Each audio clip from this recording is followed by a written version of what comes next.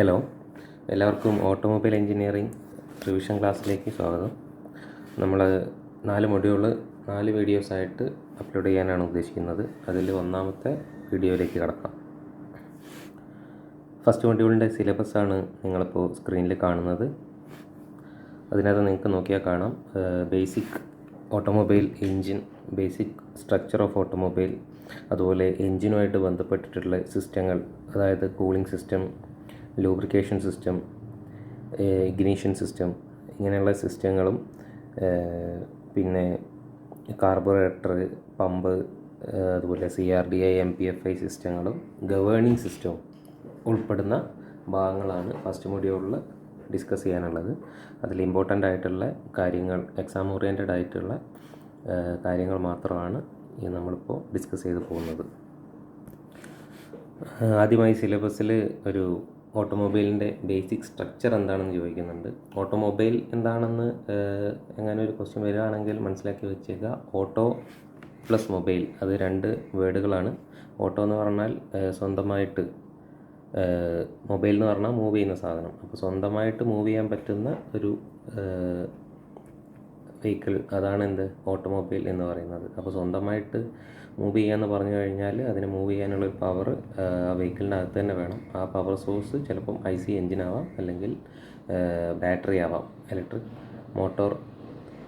ബാറ്ററിയിൽ നിന്ന് പവർ എടുത്തിട്ടുള്ള ഇലക്ട്രിക് മോട്ടർ ആവാം. അപ്പോൾ മോട്ടറോ എഞ്ചിനോ ഉപയോഗിച്ചിട്ട് സെൽഫ് പവേർഡായിട്ട് മൂവ് ചെയ്യുന്ന വെഹിക്കിൾസിനെയാണ് നമ്മൾ ഓട്ടോമൊബൈൽ എന്ന് പറയുന്നത്.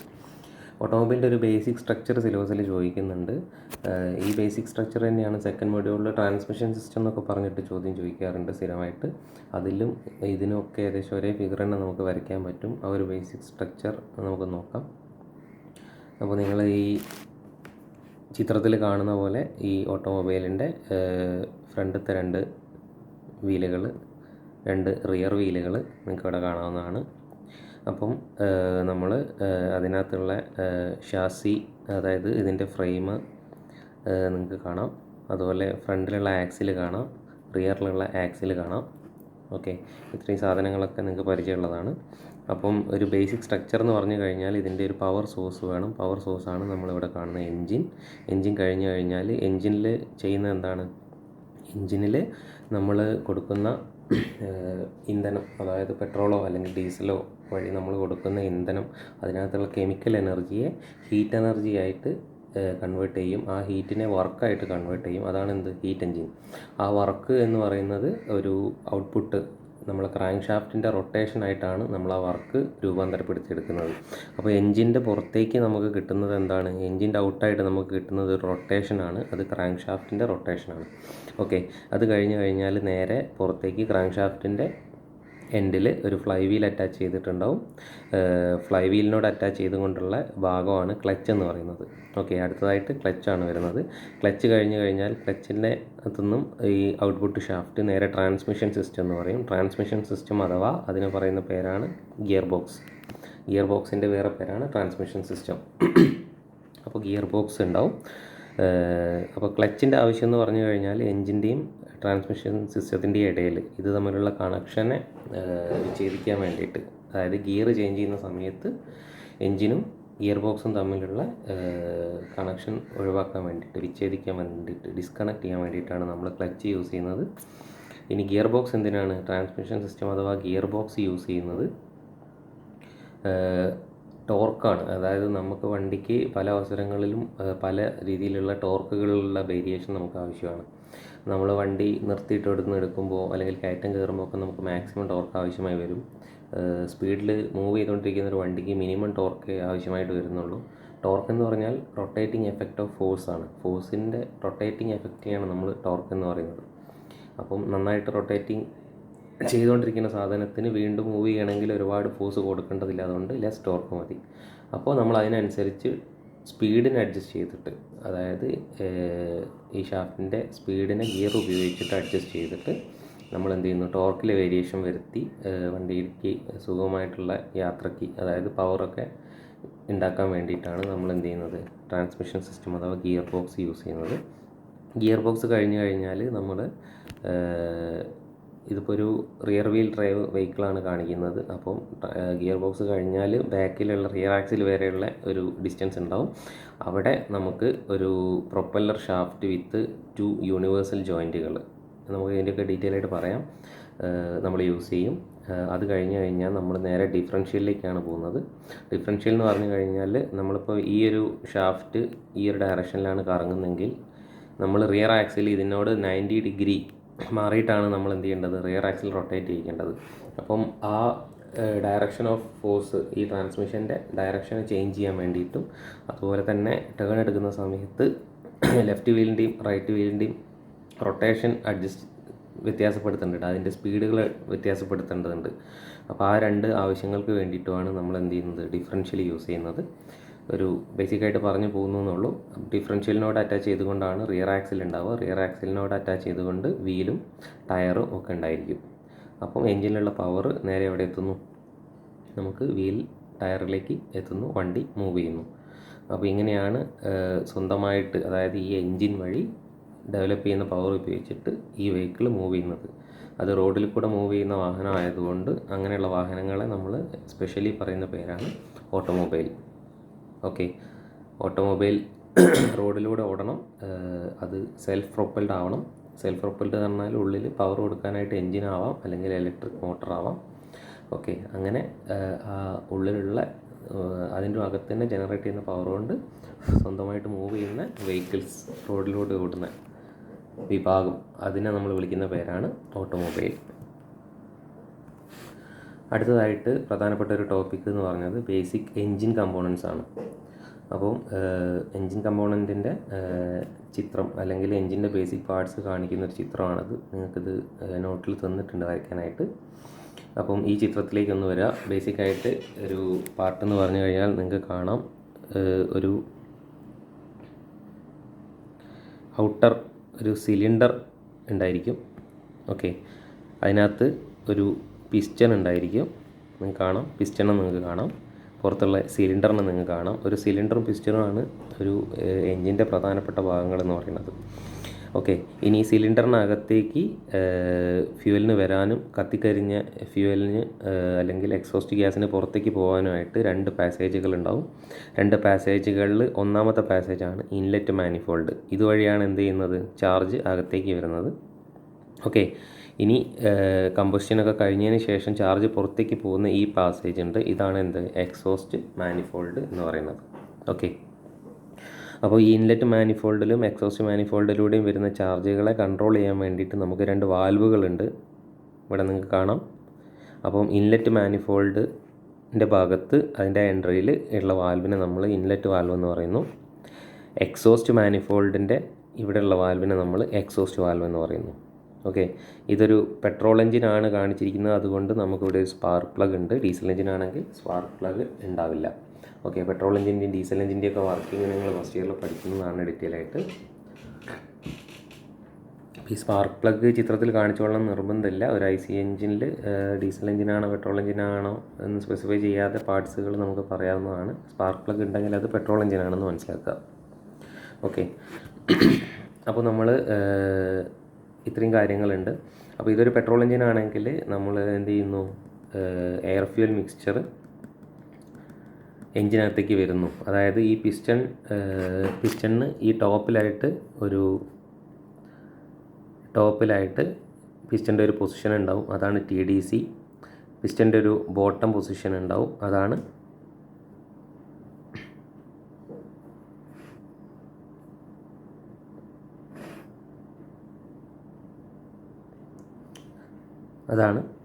BDC, അതായത് ടോപ്പ് ഡെഡ് സെൻറ്ററും ബോട്ടം ഡെഡ് സെൻറ്ററും. ഈ TDCയുടെയും BDCയുടെയും ഇടയിലുള്ള പിസ്റ്റൻ്റെ ട്രാവലിനെയാണ് നമ്മൾ ഒരു സ്ട്രോക്ക് എന്ന് പറയുന്നത്. എന്താണ് ഒരു സ്ട്രോക്ക്? അതായത് TDC മുതൽ BDC വരെയുള്ള പിസ്റ്റൻ്റെ ട്രാവലിനെ നമ്മൾ വിളിക്കുന്ന പേരാണ് ഒരു സ്ട്രോക്ക് എന്ന് പറയുന്നത്. അതൊരു ഡിസ്റ്റൻസാണ്. ഓക്കെ, അപ്പം TDCയിൽ നിന്ന് പിസ്റ്റൺ താഴേക്ക് മൂവ് ചെയ്യുന്ന ആദ്യത്തെ സ്ട്രോക്കിനെയാണ് ഒന്നാമത്തെ സ്ട്രോക്കിനെ നമ്മൾ സക്ഷൻ സ്ട്രോക്ക് എന്ന് വിളിക്കുന്നു. അടുത്തതായിട്ട് BDCയിൽ നിന്ന് TDCയിലേക്ക് താഴേക്ക് വരുന്നതാണ് സക്ഷൻ. രണ്ടാമത് താഴെ നിന്ന് മേലേക്ക്, അതായത് BDCയിൽ നിന്ന് TDCയിലേക്ക് പോകുന്ന രണ്ടാമത്തെ സ്ട്രോക്കാണ് കംപ്രഷൻ. അപ്പോൾ സക്ഷൻ സ്ട്രോക്കിൽ എന്താ സംഭവിക്കുകയെന്ന് വെച്ച് കഴിഞ്ഞാൽ, സക്ഷൻ സ്ട്രോക്കിൽ നമ്മളെ എയർ ഫ്യൂൽ മിക്സ്ചർ നമ്മൾ എവിടേക്ക് നിറയുന്നു, ഈ സിലിണ്ടറിനകത്തേക്ക് വന്നിട്ട് ഫില്ലാവുകയാണ്. രണ്ടാമത്തെ കംപ്രഷൻ സ്ട്രോക്കിൽ ഈ പിസ്റ്റൺ മുകളിലേക്ക് പോകുമ്പോൾ ഈ വാൽവുകൾ, അതായത് ഓൾറെഡി സക്ഷൻ സ്ട്രോക്കിൻ്റെ സമയത്ത് നമ്മൾ ഇൻലെറ്റ് വാൽവ് ഓപ്പൺ ആയിട്ടാണ് എന്ത് ചെയ്യുന്നത്, ചാർജ് അകത്തേക്ക് വരുന്നത്. എക്സോസ്റ്റ് വാൽവ് ആ സമയത്ത് ക്ലോസ് ആയിരിക്കും. അപ്പോൾ ഇൻലെറ്റ് വാൽവ് ഓപ്പണായി ഈ ചാർജ് അകത്തേക്ക് വന്നിട്ടാണ് സക്ഷൻ സ്ട്രോക്ക് നടന്നത്. അടുത്തായിട്ട് കംപ്രഷൻ സ്ട്രോക്ക് നടക്കുമ്പോൾ ഈ ഇൻലെറ്റ് വാൽവ് അടയുന്നു. അതായത് ഇൻലെറ്റ് വാൽവ് എക്സോസ്റ്റ് വാൽവ് അടഞ്ഞ് കിടന്നിട്ടാണ് നമ്മൾ എന്ത് നടക്കുന്നത്, കംപ്രഷൻ സ്ട്രോക്ക് നടക്കുന്നത്. കംപ്രഷൻ സ്ട്രോക്കിൻ്റെ സമയത്ത് പിസ്റ്റൺ മുകളിലേക്ക് പോകുമ്പോൾ ഇവിടുത്തെ വോളിയം കുറയും. അപ്പോൾ ഈ ചാർജ് ഒക്കെ കൂടെ എന്ത് ചെയ്യുന്നു, ഈ ഒരു ചെറിയ സ്പേസിലേക്ക്, ഈ മുകളിൽ പിസ്റ്റൺ ഈ പോയിന്റ് വരെ എത്തിക്കഴിഞ്ഞാൽ മുകളിലൊരു ചെറിയ സ്പേസ് ഉണ്ടാവും. അതിനാണ് നമ്മൾ ക്ലിയറൻസ് വോളിയം എന്ന് പറയുക. ആ ക്ലിയറൻസ് വോളിയത്തിൽ ആ ചാർജ്, മൊത്തം ചാർജിനെ നമ്മൾ കംപ്രസ് ചെയ്തിട്ട് ആ സ്പേസിൽ വെച്ച് പിടിക്കുന്നു. അങ്ങനെ ആ കംപ്രഷൻ കൊണ്ട് പ്രഷർ കൂടും, ടെമ്പറേച്ചർ കൂടും. അങ്ങനെ അതിൻ്റെ പീക്കിലെത്തി നിൽക്കുന്ന സമയത്താണ് നമ്മളൊരു സ്പാർക്ക് പ്ലഗ് വഴി സ്പാർക്ക് കൊടുത്തിട്ട് ആ ഹൈ പ്രഷർ ഹൈ ടെമ്പറേച്ചറിലിരിക്കുന്ന ചാർജിനെ നമ്മൾ കത്തിക്കുമ്പോൾ അവിടെ പവർ ഡെവലപ്പ് ചെയ്യുന്നു. ആ ഡെവലപ്പ് ചെയ്യുന്ന പവർ കൊണ്ട് പിസ്റ്റൺ താഴേക്ക് ഫോഴ്സ് ചെയ്യപ്പെടുന്നു. അങ്ങനെ വീണ്ടും പിസ്റ്റൺ TDCയിൽ നിന്ന് BDCയിലേക്ക് മൂവ് ചെയ്യുന്നു. അതിനെയാണ് നമ്മൾ എന്ത് പറയുന്നത്, പവർ സ്ട്രോക്ക് എന്ന് പറയുന്നത്. എന്താണ് പവർ സ്ട്രോക്ക് വീണ്ടും താഴേക്ക് വരുന്നതാണ്. അങ്ങനെ പവർ സ്ട്രോക്ക് കഴിഞ്ഞ് കഴിഞ്ഞാൽ വീണ്ടും പിസ്റ്റൺ മുകളിലേക്ക് പോകുന്നു. ആ മുകളിലേക്ക് പോകുന്ന സ്ട്രോക്കിന് നമ്മൾ പറയുന്നതാണ് എക്സോസ്റ്റ് സ്ട്രോക്ക്. പവർ സ്ട്രോക്ക് കഴിഞ്ഞ് കഴിഞ്ഞാൽ അവിടെ എക്സോസ്റ്റ് ഗ്യാസ് അല്ലെങ്കിൽ കത്തിക്കരിഞ്ഞ പുകയാണ് ഉണ്ടാവുക. അതിനെ നമ്മൾ പുറത്ത് വിടേണ്ടതുണ്ട്. ആ സ്ട്രോക്കിനെ നമ്മൾ എക്സോസ്റ്റ് സ്ട്രോക്ക് എന്ന് പറയുന്നു. അപ്പോൾ നാലാമതായിട്ട് പിസ്റ്റൺ അതിൻ്റെ താഴെ ഭാഗത്തുനിന്ന് മുകളിലേക്ക് ട്രാവൽ ചെയ്ത് വരുന്നു. അപ്പം ഇതിനകത്ത് കത്തിക്കരിഞ്ഞ പുകയൊക്കെ കൂടെ എന്ത് ചെയ്യുന്നു, ആ സമയത്ത് എക്സോസ്റ്റ് വാൽവ് ഓപ്പൺ ചെയ്ത് കൊടുക്കുകയും അതുവഴി എക്സോസ്റ്റ് ഗ്യാസ് പുറത്തേക്ക് മൂവ് ചെയ്യുകയും ചെയ്യും. ഓക്കെ, ഇങ്ങനെയാണ് ഇതിനകത്തുള്ള സ്ട്രോക്ക് അല്ലെങ്കിൽ വർക്കിംഗ് ആയിട്ട് നടക്കുന്നത്. ഇനി ഈ പിസ്റ്റണിൻ്റെ താഴേക്ക് മുകളിലേക്കുള്ള മൂവ്മെൻറ്റിനെ നമ്മൾ വിളിക്കുന്ന പേരാണ് റെസിപ്രോക്കേറ്റിംഗ് മൂവ്മെൻറ്റ്. ഓക്കെ, പിസ്റ്റണിൻ്റെ മൂവ്മെൻറ്റ് റെസിപ്രോക്കേറ്റിംഗ് മൂവ്മെൻ്റ് ആണ്. അത് നേരെ ഒരു കണക്റ്റിംഗ് റോഡ് വഴി ക്രാങ്ക് ഷാഫ്റ്റിലേക്ക് എത്തുന്ന സമയത്ത് ക്രാങ്ക് ഷാഫ്റ്റിൽ എന്ത് മൂവ്മെൻ്റ് ആയിട്ട് മാറും, റൊട്ടേഷൻ മൂവ്മെൻ്റ് ആയിട്ട് മാറും. അപ്പോൾ ക്രാങ്ക് ഷാഫ്റ്റിൻ്റെ ഫംഗ്ഷൻ എന്ന് പറഞ്ഞാൽ പിസ്റ്റണിൻ്റെ റെസിപ്രോക്കേറ്റിംഗ് മൂവ്മെൻറ്റിനെ റൊട്ടേഷൻ മൂവ്മെൻ്റ് ആക്കി മാറ്റാനുള്ള എഞ്ചിൻ്റെ ഭാഗമാണ് എന്ത്, ക്രാങ്ക് ഷാഫ്റ്റ്. അപ്പോൾ നിങ്ങളിത് വരയ്ക്കുന്ന സമയത്ത് ഓരോ പാർട്സുകളുടെയും ഫംഗ്ഷൻ എന്താണെന്നുള്ളത് എഴുതി വയ്ക്കേണ്ടതാണ്. ഓക്കെ, ക്രാങ്ക് ഷാഫ്റ്റ് ഉൾപ്പെടുന്ന ഈ ഒരു ഭാഗത്തിനെ കവർ ചെയ്യുന്ന ഈ ഭാഗത്തിന് പറയുന്ന പേരാണെന്ത്, സിലിണ്ടർ ബ്ലോക്ക്. ഓക്കെ, അപ്പം സിലിണ്ടർ ബ്ലോക്ക് എന്ന് പറഞ്ഞാൽ മൊത്തത്തിൽ വരും. അതിൽ എഞ്ചിൻ്റെ മുകളിലേക്കുള്ള ഭാഗത്ത് സിലിണ്ടർ ഹെഡ് എന്ന് പറയാറുണ്ട്, സിലിണ്ടർ ഹെഡ്. ഓക്കെ, അപ്പോൾ നമുക്ക് ക്രാങ്ക് ഷാഫ്റ്റ് നമുക്കിവിടെ കാണാൻ പറ്റും. കണക്റ്റിംഗ് റോഡ് വഴി ക്രാങ്ക് പിന്ന്, അതുപോലെ ഈ ഒരു ഭാഗത്തിനെ നമ്മൾ ക്രാങ്ക് എന്നാണ് പറയുന്നത്. ഇത്രയും ഭാഗങ്ങൾ. അപ്പോൾ ഇവിടെ ഈ ക്രാങ്കും ക്രാങ്ക് പിന്നിൻ്റെയും ഈ വർക്കിംഗ് വഴിയാണ് എന്ത് ചെയ്യുന്നത്, ഈ റെസിപ്രോക്കേറ്റിംഗ് മോഷൻ റോട്ടറി മോഷനായിട്ട് കൺവേർട്ട് ചെയ്യപ്പെടുന്നത്. ഓക്കെ, ഇനി ഇതിൻ്റെ അടിഭാഗത്താണ് നമ്മൾ ഓയിൽ കാര്യങ്ങളൊക്കെ നിറച്ച് വയ്ക്കുന്നത്, ഇതിൻ്റെ ലൂബ്രിക്കേഷനുള്ള. അപ്പോൾ അത് സ്റ്റോർ ചെയ്യുന്ന ഭാഗത്തിനെയാണ് നമ്മൾ എന്ത് പറയുക, ക്രാങ്ക് കേസ് എന്ന് പറയുന്നത്. ഓക്കെ, അപ്പോൾ ഇത്രയും ഭാഗങ്ങളാണ് എഞ്ചിൻ്റെ ബേസിക് കമ്പോണൻസ് ആയിട്ട് പറയാനുള്ളത്. പിന്നെ ഓട്ടോമൊബൈൽ പിസ്റ്റൺ ഇടയ്ക്ക് എക്സാമിന് ചോദിച്ചിട്ടുണ്ട്. പിസ്റ്റൻ്റെ ഒരു 3D വ്യൂ ആണ് ഈ കാണുന്നത്. നിങ്ങളിവിടെ നോക്കിയാൽ കാണാം. പിസ്റ്റൻ്റെ ഏറ്റവും ടോപ്പ് ഭാഗത്തിന് നമ്മൾ ക്രൗൺ എന്ന് പറയും, ഏറ്റവും താഴെ ഭാഗത്തിന് നമ്മൾ പിസ്റ്റൺ സ്കേർട്ട് എന്ന് പറയും. ഇനി ഇവിടെ നിങ്ങൾക്ക് കാണാം ഇതിൻ്റെ പെരിഫറിയിൽ കൂടെ ഓരോ സ്ലോട്ടുകളുണ്ട്, 1, 2, 3 സ്ലോട്ടുകളുണ്ടാവും. അപ്പം അതെന്തിനാന്ന് വെച്ചാൽ നമ്മൾ പിസ്റ്റൺ റിങ്ങുകൾ ഇറക്കി വയ്ക്കാനുള്ള ചെറിയ പാസേജുകളാണത്. ഓക്കെ, അപ്പോൾ അവിടെ നമ്മൾ പിസ്റ്റൺ റിങ് ഇറക്കി വെച്ച് കഴിഞ്ഞാൽ പിസ്റ്റൺ റിങ് ചെറുതായിട്ട് പുറത്തേക്ക് പ്രൊജക്റ്റ് ചെയ്ത് നിൽക്കും. ഓക്കെ, അപ്പം ഈ ആദ്യത്തെ 2 സ്പ്രിങ്ങിനെ നമ്മൾ വിളിക്കുന്നത് കംപ്രഷൻ സ്പ്രിങ് എന്നാണ്. മൂന്നാമത്തെ സ്പ്രിങ്ങിനെ നമ്മൾ വിളിക്കുന്നത് ഓയിൽ കൺട്രോൾ സ്പ്രിങ് അല്ല, റിങ്. കംപ്രഷൻ റിങ്ങുകളും ഓയിൽ കൺട്രോൾ റിങ്ങുകളുമാണ്. അപ്പോൾ കംപ്രഷൻ റിങ്ങുകൾ എന്തിനു യൂസ് ചെയ്യുന്നതെന്ന് വെച്ച് കഴിഞ്ഞാൽ നമ്മളെ സ്ട്രോക്കുകൾ എൻജിൻ വർക്ക് ചെയ്യുന്ന സമയത്ത് പിസ്റ്റൻ്റെ മുകളിലുള്ള ഗ്യാസുകൾ താഴേക്ക് ക്രാങ്ക് കേസിലേക്ക് ലീക്ക് ആവാതിരിക്കാൻ വേണ്ടിയിട്ട്, അതിനെ ബ്ലോക്ക് ചെയ്യാൻ വേണ്ടിയിട്ടാണ് കംപ്രഷൻ റിങ്ങുകൾ വർക്ക് ചെയ്യുന്നത്. ഓയിൽ കൺട്രോൾ റിങ്ങുകൾ എന്തിനാണെന്ന് വെച്ച് കഴിഞ്ഞാൽ ഇതിൻ്റെ ഉള്ളിൽ കൂടെ ചെറിയ ചെറിയ ഡ്രിൽഡ് ഓയിൽ പാസേജുകൾ ഉണ്ടാവും. അപ്പം നമ്മളെ ലൂബ്രിക്കേഷൻ്റെ സമയത്ത് ഓയിലിൻ്റെ സപ്ലൈ ഒക്കെ പിസ്റ്റണിൻ്റെ മൂവ്മെൻറ്റിന് ആവശ്യമായിട്ടുള്ള അവിടെയുള്ള തേയ്മാനം കുറയ്ക്കാൻ വേണ്ടിയിട്ടുള്ള ലൂബ്രിക്കേഷന് വേണ്ടിയിട്ടുള്ള ഓയിലിൻ്റെ സപ്ലൈ ഒക്കെ ഈ ഓയിൽ കൺട്രോൾ റിങ്ങുകൾ വഴിയാണ് എന്ത് ചെയ്യുന്നത്, ഓയിൽ ഫ്ലോ ചെയ്ത് വരുന്നുണ്ടാവുക. അപ്പോൾ ഇങ്ങനെയാണ് പിസ്റ്റൺ ഉണ്ടാവുക. പിസ്റ്റണിൻ്റെ ഒരു ചോദിക്കുകയാണെങ്കിൽ നിങ്ങൾ വരയ്ക്കേണ്ട ചിത്രം എന്ന് പറഞ്ഞാൽ ഇതുപോലെയാണ്. അപ്പം നമുക്കിവിടെ കാണാം ഹെഡ് ഓർ ക്രൗണ് മേലെയുണ്ട്, പിസ്റ്റൺ ഓർ സ്കേർട്ട് താഴെയുണ്ട്. നമുക്കിവിടെ ഇങ്ങനെ ഉള്ള ഷേപ്പുകൾ കാണാം. ഇത് ഈ ഗ്രൂവുകളാണ്. ഈ ഗ്രൂവുകൾ റിംഗ് ഗ്രൂവ്സ് എന്നാണ് ഇതിന് പറയുന്നത്. ഓക്കെ, അപ്പോൾ ഇതിലേറ്റവും മുകളിലത്തെ രണ്ടെണ്ണമാണ് നമ്മൾ കംപ്രഷൻ റിങ് വെക്കുന്നത്. മൂന്നാമത്തേലാണ് നമ്മൾ ഓയിൽ റിങ് വെക്കുന്നത്. ഓയിൽ റിങ്ങിൻ്റെ ഇവിടെ നമുക്ക് കുറേ ഹോളുകൾ കാണാം. ഇതാണ് ഓയിൽ ഡ്രെയിൻ ഹോളുകൾ എന്ന് പറയുന്നത്. ഓക്കെ, ഇതാണ് പിസ്റ്റൻ്റെ ഒരു ഷേപ്പ് എന്ന് പറയുന്നത്. പിന്നെ പിസ്റ്റൺ ബോസ് എന്ന് പറയുന്ന ഈ ഒരു ഭാഗമുണ്ട്. ഇതാണ് നമ്മൾ കണക്റ്റിംഗ് റോഡിൻ്റെ സ്മോൾ എൻഡ്. നമ്മൾ ഇവിടെ കാണാം നിങ്ങൾക്ക് കണക്റ്റിംഗ് റോഡ്. കണക്റ്റിംഗ് റോഡ് ഇങ്ങനെയാണ് ഉണ്ടാവുക. ക്രോസ് സെക്ഷൻ ചിത്രം വരയ്ക്കാനായിട്ട് ചിലപ്പോൾ ചോദിക്കാറുണ്ട്. കണക്റ്റിംഗ് റോഡിൻ്റെ ഒരു സ്മോൾ എൻഡ് ഉണ്ടാവും. ഈ എൻഡിനെയാണ് സ്മോൾ എൻഡ് എന്ന് പറയുന്നത്, ഈ എൻഡിനെയാണ് ബിഗ് എൻഡ് എന്ന് പറയുന്നത്. പിന്നെ അത് തമ്മിൽ കണക്ട് ചെയ്തുകൊണ്ട് ഷാങ്ക് എന്ന് പറയുന്നൊരു ഭാഗം നടുവിലുണ്ട്. ഈ 3 ഭാഗങ്ങളെ കണക്റ്റിംഗ് റോഡിനുള്ളൂ. ഇതിൽ സ്മോൾ എൻഡാണ് നമ്മൾ പിസ്റ്റണിലേക്ക് ഫിറ്റ് ചെയ്യുന്നത്. ബിഗ് എൻഡ് നമ്മൾ ക്രാങ്ക് ഷാഫ്റ്റിലേക്കാണ് കണക്ട് ചെയ്യുന്നത്. ഓക്കെ, സ്മോൾ എൻഡ് പിസ്റ്റണായിട്ട് ഫിറ്റ് ചെയ്യുന്ന സമയത്ത് ഇതിൻ്റെ നടുവിലൊരു ഹോള് കാണാം. പിസ്റ്റൻ്റെ ഇവിടെ ഒരു ഹോള് കാണാം. ഇത് ഇതിനകത്തേക്ക് ഇട്ടിട്ട് ഒരു പിന്ന് നമ്മൾ ഇവിടേക്ക് ഇറക്കി വയ്ക്കുകയാണ് ചെയ്യുന്നത്. അതിനാണ് നമ്മൾ പിസ്റ്റൺ പിൻ എന്ന് പറയുന്നത്. എന്താണ് പിസ്റ്റൺ പിന്ന് എന്ന് പറയും. ഓക്കെ,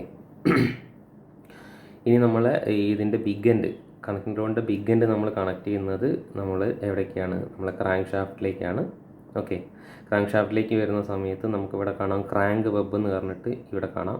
അപ്പോൾ ഇതിൻ്റെ അകത്തേക്കാണ് നമ്മൾ എന്ത് ചെയ്യുന്നത്, നമ്മൾ ഇതിൻ്റെ കണക്റ്റിംഗ് റോഡിൻ്റെ ബിഗ് എൻഡിന് നമ്മൾ കണക്ട് ചെയ്യുന്നത് ഈ ക്രാങ്ക് വെബിൻ്റെ ഈ ഒരു ഭാഗത്തേക്കാണ്. നമ്മളവിടെ ഈ അതിൻ്റെ ഉള്ളിലുള്ള പിന്നിനെ നമ്മൾ ക്രാങ്ക് പിൻ എന്നാണ് പറയുന്നത്. അതായത് കണക്റ്റിംഗ് റോഡിൻ്റെ ബിഗ് എൻഡ് കണക്റ്റിംഗ് റോഡുമായിട്ട് കണക്ട് ചെയ്യുന്ന സ്ഥലത്ത് ക്രാങ്ക് പിന്നാണ്. കണക്റ്റിംഗ് റോഡിൻ്റെ സ്മോൾ എൻഡ് പിസ്റ്റണുമായിട്ട് കണക്ട് ചെയ്യുന്ന സ്ഥലത്ത് പിസ്റ്റൺ പിന്നാണ് ഉണ്ടാവുക. ഓക്കെ, അപ്പോൾ നമ്മളിത് കണക്ട് ചെയ്യുകയും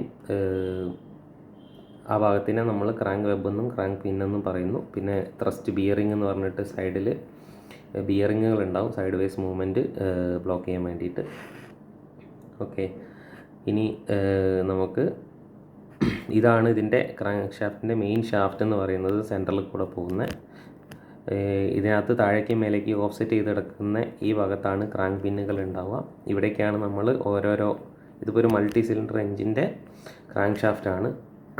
അപ്പം ഒരു സിലിണ്ടറിൻ്റെ ഇവിടെ കണക്ട് ചെയ്യുകയാണെങ്കിൽ രണ്ടാമത്തത് ഇവിടെ കണക്ട് ചെയ്യും. ഓക്കെ, അപ്പം അങ്ങനെ മൂന്നാമത്തെ ഇവിടെ കണക്ട് ചെയ്യും, നാലാമത്തെ ഇവിടെ കണക്ട് ചെയ്യും. അപ്പം ഓരോ പിസ്റ്റണും ഓരോ സമയത്ത് ഓരോ പൊസിഷനിലായിരിക്കും ഉണ്ടാവുക. അത് നമ്മളെ എൻജിൻ്റെ ഒരു ബാലൻസിങ്ങിന് വേണ്ടിയിട്ടാണ്. ഒരേ സമയത്ത് ഇപ്പോൾ ഒരു 4 സിലിണ്ടർ എൻജിനാണെങ്കിൽ 4 ഒരേ സമയത്തല്ല DDC നിന്ന് BDCയിലേക്ക് പോകുക. അത് നാല് സമയത്താണ് നമ്മൾ ട്രാവൽ ചെയ്യുന്നത്. അങ്ങനെ ഉണ്ടെങ്കിൽ എൻജിൻ്റെ ഒരു ബാലൻസിങ് സാധ്യമാവുള്ളൂ. അല്ലെങ്കിൽ ഒരു ഭാഗത്തേക്ക് വെയിറ്റ് ഓവറായിട്ട് വരികയും എൻജിൻ ഇംബാലൻസ് ആയി പോവുകയും ചെയ്യും. അപ്പോൾ ഈ ഒരു ക്രാങ്ക് ഷാഫ്റ്റിൻ്റെ രൂപം ഏകദേശം വരച്ച് പഠിക്കേണ്ടതാണ്. അപ്പം ഈ ക്രാങ്ക് ഷാഫ്റ്റ് കണക്റ്റിംഗ് റോഡ് ഈ പിസ്റ്റൺ എക്സാമിന് ചോദിച്ചിട്ടുണ്ട്. ഇതിൻ്റെ ചിത്രവും പാർട്സും വരച്ച് പഠിക്കുക വൃത്തിയായിട്ട്. അടുത്തതായിട്ട് കൂളിംഗ് സിസ്റ്റമാണ്. അപ്പോൾ എൻജിൻ നിങ്ങൾക്കറിയാം, എൻജിൻ വർക്ക് ചെയ്യുന്ന സമയത്ത് നമ്മളെ തീപിടുത്തമാണ് നടക്കുന്നത്. നമ്മളെ ഫ്യൂവൽ അവിടെ കിടന്ന് കത്തുകയാണ്. ഓക്കെ, അങ്ങനെ കത്തുന്ന സമയത്ത് ഒരുപാട് ഹീറ്റ് അവിടെ ജനറേറ്റ് ചെയ്യുന്നു. ആ ഹീറ്റ് വർക്കായിട്ട് ട്രാൻസ്ഫർ ചെയ്യുന്നുണ്ടെങ്കിലും അതിലൊരു വലിയ ഭാഗം ഹീറ്റിനെ നമ്മൾ പുറത്ത് വിടേണ്ടതുണ്ട്. അപ്പോൾ അങ്ങനെ എഫിഷ്യൻ്റായിട്ട് ഈ ഹീറ്റിനെ പുറത്ത് വിടണമെന്നുണ്ടെങ്കിൽ നമുക്ക് ഒരു കൂളിംഗ് സിസ്റ്റം അത്യാവശ്യമായിട്ട് വേണ്ടതാണ്. വാഹനത്തിൽ ഒരു കൂളിംഗ് സിസ്റ്റം വേണം. എന്തിനാണ്, എൻജിനിൽ ഉണ്ടാകുന്ന ഹീറ്റിനെ പുറന്തള്ളാൻ വേണ്ടിയിട്ടാണ് കൂളിംഗ് സിസ്റ്റത്തിൻ്റെ ആവശ്യം. അത് കൂളിംഗ് സിസ്റ്റം ഇല്ലയെന്നുണ്ടെങ്കിൽ എന്ത് സംഭവിക്കും, കൂളിംഗ് സിസ്റ്റം ഇല്ലയെന്നുണ്ടെങ്കിൽ എൻജിനിൽ ഉണ്ടാകുന്ന ഹീറ്റ് ഓവർ ഹീറ്റായി വരികയും എൻജിൻ്റെ പാർട്സുകൾക്ക് ഡാമേജ് ഉണ്ടാവുകയും ചെയ്യും. അടുത്തതായിട്ട് ഈ കൂളിംഗ് സിസ്റ്റത്തിൻ്റെ കുറച്ച് ഫങ്ഷൻസ് ഇത് നിങ്ങൾ പഠിച്ചു വെക്കേണ്ട അത്യാവശ്യമാണ്. ഓക്കെ, അപ്പോൾ കൂളിംഗ് സിസ്റ്റത്തിൻ്റെ ഫങ്ഷൻസ് ഒന്ന് നോക്കാം. Functions of cooling system. അപ്പോൾ ഒന്നാമത്തെ function, it removes excess heat from engine. എൻജിനകത്ത് ആവശ്യമില്ലാതെയുള്ള ഹീറ്റിനെ പുറത്ത് വിടുന്നു, അത് നമ്മൾ പറഞ്ഞു. പിന്നെ രണ്ടാമത്തെ നോക്കുക, it prevents engine over heating. എങ്ങനെയാണ് എൻജിൻ ഓവർ ഹീറ്റിംഗ് തടയുന്നത്? അപ്പം എൻജിൻ അത് നമ്മളെ ഹീറ്റ് പുറത്ത് വിട്ട് കഴിഞ്ഞാൽ എൻജിൻ ഓവർ ഹീറ്റ് ആവുന്ന പ്രശ്നം തടയും. അത് നമ്മൾ ഒരൊറ്റ പോയിൻ്റായിട്ട് വരേണ്ടത് രണ്ടായിട്ട് കൊടുത്തു എന്നേ ഉള്ളൂ. ഇനി മൂന്നാമത്തേന്ന് പറഞ്ഞാൽ it controls thermal expansion of the engine component. അതും ഹീറ്റുമായിട്ട് ബന്ധപ്പെട്ടതാണ്. എൻജിൻ ഓവർ ഹീറ്റായിട്ട് സംഭവിച്ചു കഴിഞ്ഞാൽ അവിടെ എന്ത് നടക്കും? എൻജിൻ പാർട്സിൻ്റെ തെർമൽ എക്സ്പാൻഷൻ നടക്കുകയും പ്രശ്നങ്ങൾ ഉണ്ടാവുകയും ചെയ്യും. അപ്പോൾ അത് തടയാൻ വേണ്ടിയിട്ട് കൂളിംഗ് സിസ്റ്റത്തിന് പറ്റും. പിന്നെ ഇറ്റ് എൻഷുവേഴ്സ് ലൂബ്രിക്കേഷൻ സ്റ്റെബിലിറ്റി. എന്താണ്?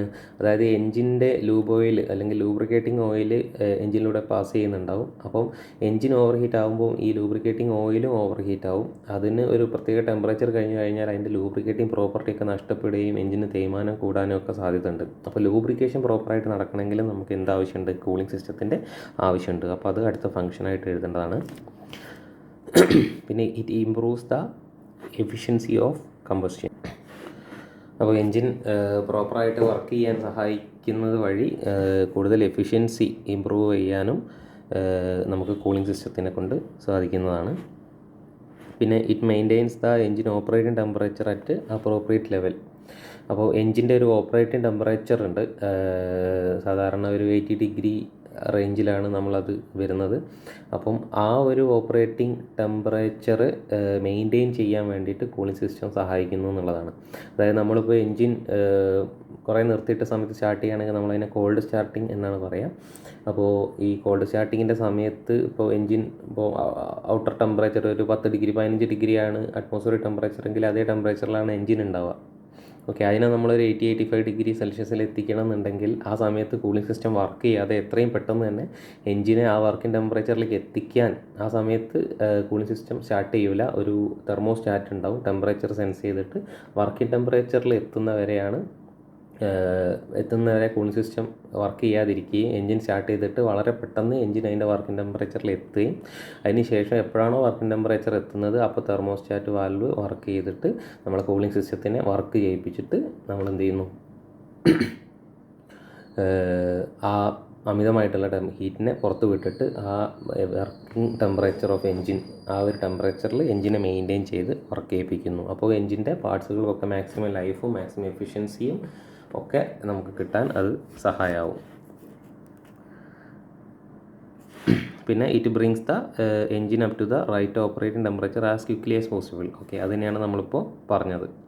അപ്പം എത്രയും പെട്ടെന്ന് വർക്കിംഗ് ടെമ്പറേച്ചറിലേക്ക് എത്തിക്കാനും വർക്കിംഗ് ടെമ്പറേച്ചറിൽ തന്നെ മെയിൻറ്റെയിൻ ചെയ്യാനും ഒക്കെ സഹായിക്കുന്നത് കൂളിംഗ് സിസ്റ്റമാണ്. അപ്പോൾ കൂളിംഗ് സിസ്റ്റത്തിൻ്റെ ഫംഗ്ഷൻ പരീക്ഷയ്ക്ക് ചോദിക്കാറുണ്ട്, അത് പഠിച്ചു വയ്ക്കണം.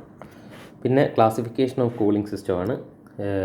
ക്ലാസിഫിക്കേഷൻ കൂളിംഗ് സിസ്റ്റത്തിൻ്റെ ക്ലാസിഫിക്കേഷനിൽ ഒന്നാമത്തെ ക്ലാസിഫിക്കേഷൻ അത് എയർ കൂളിംഗ് ആണ്. Okay, air cooling. പിന്നെ രണ്ടാമത്തെ ക്ലാസിഫിക്കേഷൻ എന്ന് പറഞ്ഞാൽ ലിക്വിഡ് കൂളിംഗ് സിസ്റ്റമാണ്. രണ്ടാമത്തെ classification liquid cooling system. Liquid cooling system രണ്ട് തരത്തിലുണ്ട്. ഒന്ന് തെർമോ സൈഫോൺ സിസ്റ്റവും. ഓക്കെ, തെർമോ സൈഫൺ സിസ്റ്റം ഉണ്ട്. അതുപോലെ ഒരു പമ്പ് സർക്കുലേഷൻ സിസ്റ്റം ഉണ്ട്. Circulation system. ഓക്കെ, അപ്പോൾ ഇതാണ് ഒരു എൻജിൻ കൂളിംഗ് സിസ്റ്റത്തിൻ്റെ ക്ലാസിഫിക്കേഷൻ. മുമ്പത്തെ ഏതൊരു ക്വസ്റ്റ്യൻ പേപ്പറിൽ ക്ലാസിഫിക്കേഷൻ ഓഫ് കൂളിംഗ് സിസ്റ്റം ചോദിച്ചിട്ടുണ്ട്. അപ്പോൾ ഈ ഒരു സാധനമാണ് എക്സ്പ്ലെയിൻ ചെയ്ത് എഴുതേണ്ടത്. ഓക്കെ, അതിലാദ്യം തന്നെ എയർ കൂളിംഗ് സിസ്റ്റം എന്ന് പറഞ്ഞു കഴിഞ്ഞാൽ നിങ്ങൾ ഈ പഴയ ബൈക്കിലൊക്കെ കാണുന്ന പുതിയ മോഡേൺ കുറച്ച് ഹെവി ബൈക്കുകളിലൊക്കെ ലിക്വിഡ് കൂളിംഗ് സിസ്റ്റമാണ്. പഴയ ബൈക്കിലൊക്കെ കാണുന്ന സിസ്റ്റമാണ് എന്ത്? നമ്മുടെ എയർ കൂളിംഗ് സിസ്റ്റം എന്ന് പറഞ്ഞാൽ. എയർ കൂളിംഗ് സിസ്റ്റത്തിന് ഏറ്റവും പ്രധാനമായിട്ട് യൂസ് ചെയ്യുന്ന ഭാഗം എന്ന് പറഞ്ഞാൽ ഇതിൻ്റെ പുറത്തേക്ക് തെറിച്ച് നിൽക്കുന്ന ഈ ഒരു സ്ട്രക്ചറാണ്. നമ്മളതിനെ മെറ്റൽ ഫിൻസ് എന്നാണ് പറയുന്നത്. FINS fins. അപ്പോൾ എയർ കൂളിംഗ് സിസ്റ്റത്തിൽ ഫിൻ എന്ന് പറയുന്ന ഭാഗം വളരെ ശ്രദ്ധിക്കണം. അപ്പോൾ ഫിൻ എന്ത് ചെയ്യുന്നു എന്ന് വെച്ച് കഴിഞ്ഞാൽ ഫിന്ന് ഈ രീതിയിൽ ഇങ്ങനെ വരുന്ന സമയത്ത് നമ്മൾ ഈ എൻജിൻ്റെ സർഫസ് ഏരിയ ഒരുപാട് വർദ്ധിപ്പിക്കാൻ വേണ്ടിയിട്ട് ഈ ഫിന്ന് സഹായിക്കുന്നതാണ്. ഓക്കെ, സർഫസ് ഏരിയ കൂടുമ്പോൾ എന്ത് സംഭവിക്കും? ഈ എൻജിൻ്റെ ഔട്ടർ സർഫസ് നേരെ എയറുമായിട്ട് കോണ്ടാക്റ്റിൽ വരികയാണ്. അപ്പോൾ കൂടുതൽ സർഫസ് ഏരിയ വരുമ്പോൾ എൻജിനകത്തുള്ള ഹീറ്റിന് കൂടുതൽ പുറത്തേക്ക് ട്രാൻസ്ഫർ ചെയ്യാനുള്ള ആ ഏരിയ കൂടും. അപ്പോൾ ഹീറ്റ് ട്രാൻസ്ഫറിൻ്റെ റേറ്റ് കൂടും. എൻജിൻ വളരെ പെട്ടെന്ന് എഫക്റ്റീവായിട്ട് തണുക്കുകയും ചെയ്യും. അപ്പോൾ ഡയറക്റ്റ് എയറുമായിട്ട് കോണ്ടാക്റ്റിൽ വന്നിട്ടുള്ള കൂളിങ്ങിനെയാണ് നമ്മൾ എയർ കൂളിംഗ് എന്ന് പറയുന്നത്. എയർ കൂളിംഗ് വളരെ ഫാസ്റ്റായിട്ട് നടക്കാൻ വേണ്ടിയിട്ട് എൻജിൻ്റെ പുറത്ത് ചെറിയ തിക്നെസ്സിലുള്ള പ്രൊജക്ഷൻസ് ഉണ്ടാവും. അതിനാണ് നമ്മൾ ഫിൻസ് എന്ന് പറയുന്നത്. ഓക്കെ, ഇത്രയേ ഉള്ളൂ എയർ കൂളിങ്ങിനെ പറ്റി പറയാനായിട്ട്. ഈ ലിക്വിഡ് കൂളിംഗ് സിസ്റ്റം എന്ന് പറഞ്ഞു കഴിഞ്ഞാൽ, ലിക്വിഡ് കൂളിംഗ് സിസ്റ്റത്തിൽ 2 സിസ്റ്റം ഉണ്ടെന്ന് പറഞ്ഞു. ഒരെണ്ണം തെർമോസൈഫോൺ സിസ്റ്റമാണ്, രണ്ടാമത്തത് പമ്പ് സർക്കുലേഷൻ സിസ്റ്റമാണ്. ഇത് രണ്ടും ഓൾമോസ്റ്റ് കുറേ സിമിലാരിറ്റീസ് ഉണ്ട്, അതിനകത്തുള്ള കുറേ പാർട്സ് ഒരുപോലെ ഉണ്ട്. നിങ്ങൾ നോക്കുക, ഇതിലാദ്യം തന്നെ ഇത് നമ്മളെ എൻജിൻ ബ്ലോക്കാണ്. ഇവിടെയും കാണാം, നമുക്ക് എൻജിൻ ബ്ലോക്കിനെ നമുക്ക് കാണാം. ഓക്കെ, എൻജിൻ ബ്ലോക്കിനകത്തുനിന്ന് അതായത് എൻജിൻ സിലിണ്ടർ പിസ്റ്റൺ ഈ സെറ്റപ്പിൻ്റെ പുറത്തു കൂടെ ഒരു വാട്ടർ ജാക്കറ്റ് ഉണ്ടാവും. ഓക്കെ, വാട്ടർ ജാക്കറ്റ് അല്ലെങ്കിൽ അതിനകത്തൂടെയാണ് നമ്മൾ എന്ത് ചെയ്യുന്നത്, ഈ എൻജിൻ കൂളൻ്റ് പാസ് ചെയ്യുന്നത്. അപ്പോൾ ഈ വാട്ടർ ജാക്കറ്റിൽ കൂടെ പാസ് ചെയ്യുന്ന കൂളൻ്റ് എൻജിനകത്തുള്ള ഹീറ്റിനെ വലിച്ചെടുക്കുന്നു. എന്നിട്ടത് ഹോട്ട് കൂളൻ്റായിട്ട് മാറുന്നു. ഈ ഹോട്ടായിട്ടുള്ള കൂളൻ്റ്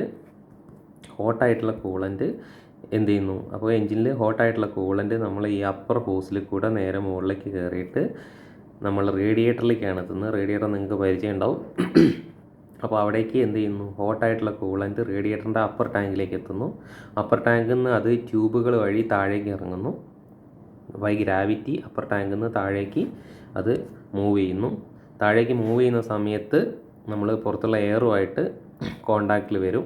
വണ്ടി ട്രാവൽ ചെയ്യുന്ന സമയത്ത് എയർ അകത്തേക്ക് വരും. അപ്പോൾ ആ എയറുമായിട്ട് കോണ്ടാക്റ്റിൽ വരുന്ന സമയത്ത് എന്ത് ചെയ്യുന്നു, ഹീറ്റ് പുറന്തള്ളപ്പെടുന്നു. ഹീറ്റ് പുറന്തള്ളപ്പെടുമ്പോൾ താഴേക്ക് എത്തുന്ന നമ്മളെ കൂളൻ്റ് എന്ത് ചെയ്യുന്നു, തണുക്കുന്നു. ആ തണുത്ത കൂളൻ്റ് വീണ്ടും എൻജിനിലേക്ക് റീസർക്കുലേറ്റ് ചെയ്യുന്നു. അപ്പോൾ ഇതിങ്ങനെ ഫ്ലോ ചെയ്യുക. അപ്പോൾ നമുക്ക് ഇവിടെ ശ്രദ്ധിക്കേണ്ടത്, തെർമോസൈഫോൺ സിസ്റ്റത്തിൽ ഈ കൂളൻ്റിന് ഫ്ലോ ചെയ്യാൻ വേണ്ടിയിട്ട് പ്രത്യേകിച്ചൊരു പവർ സോഴ്സ് അവിടെ ഇല്ല. അപ്പം അതെന്ത് സംഭവിക്കുന്നു വെച്ചാൽ, ഈ എൻജിനിലേക്ക് വരുന്ന, അതായത് നമുക്ക് കാണാം ഈ റേഡിയേറ്ററിലേക്ക് ഈ ലോവർ ഹോസിൽ ഏറ്റവും ടെമ്പറേച്ചർ കുറഞ്ഞ കൂളൻ്റും അപ്പർ ഹോസിൽ ടെമ്പറേച്ചർ കൂടിയ കൂളൻ്റുമാണുള്ളത്. അപ്പോൾ നമ്മൾ ഈ ടെമ്പറേച്ചർ കൂടുന്നതിൻ്റെ ഇടയിൽ ടെമ്പറേച്ചർ മാറ്റം വരുന്ന സമയത്ത് ഇതിൻ്റെ ഡെൻസിറ്റിയിൽ മാറ്റം വരികയും,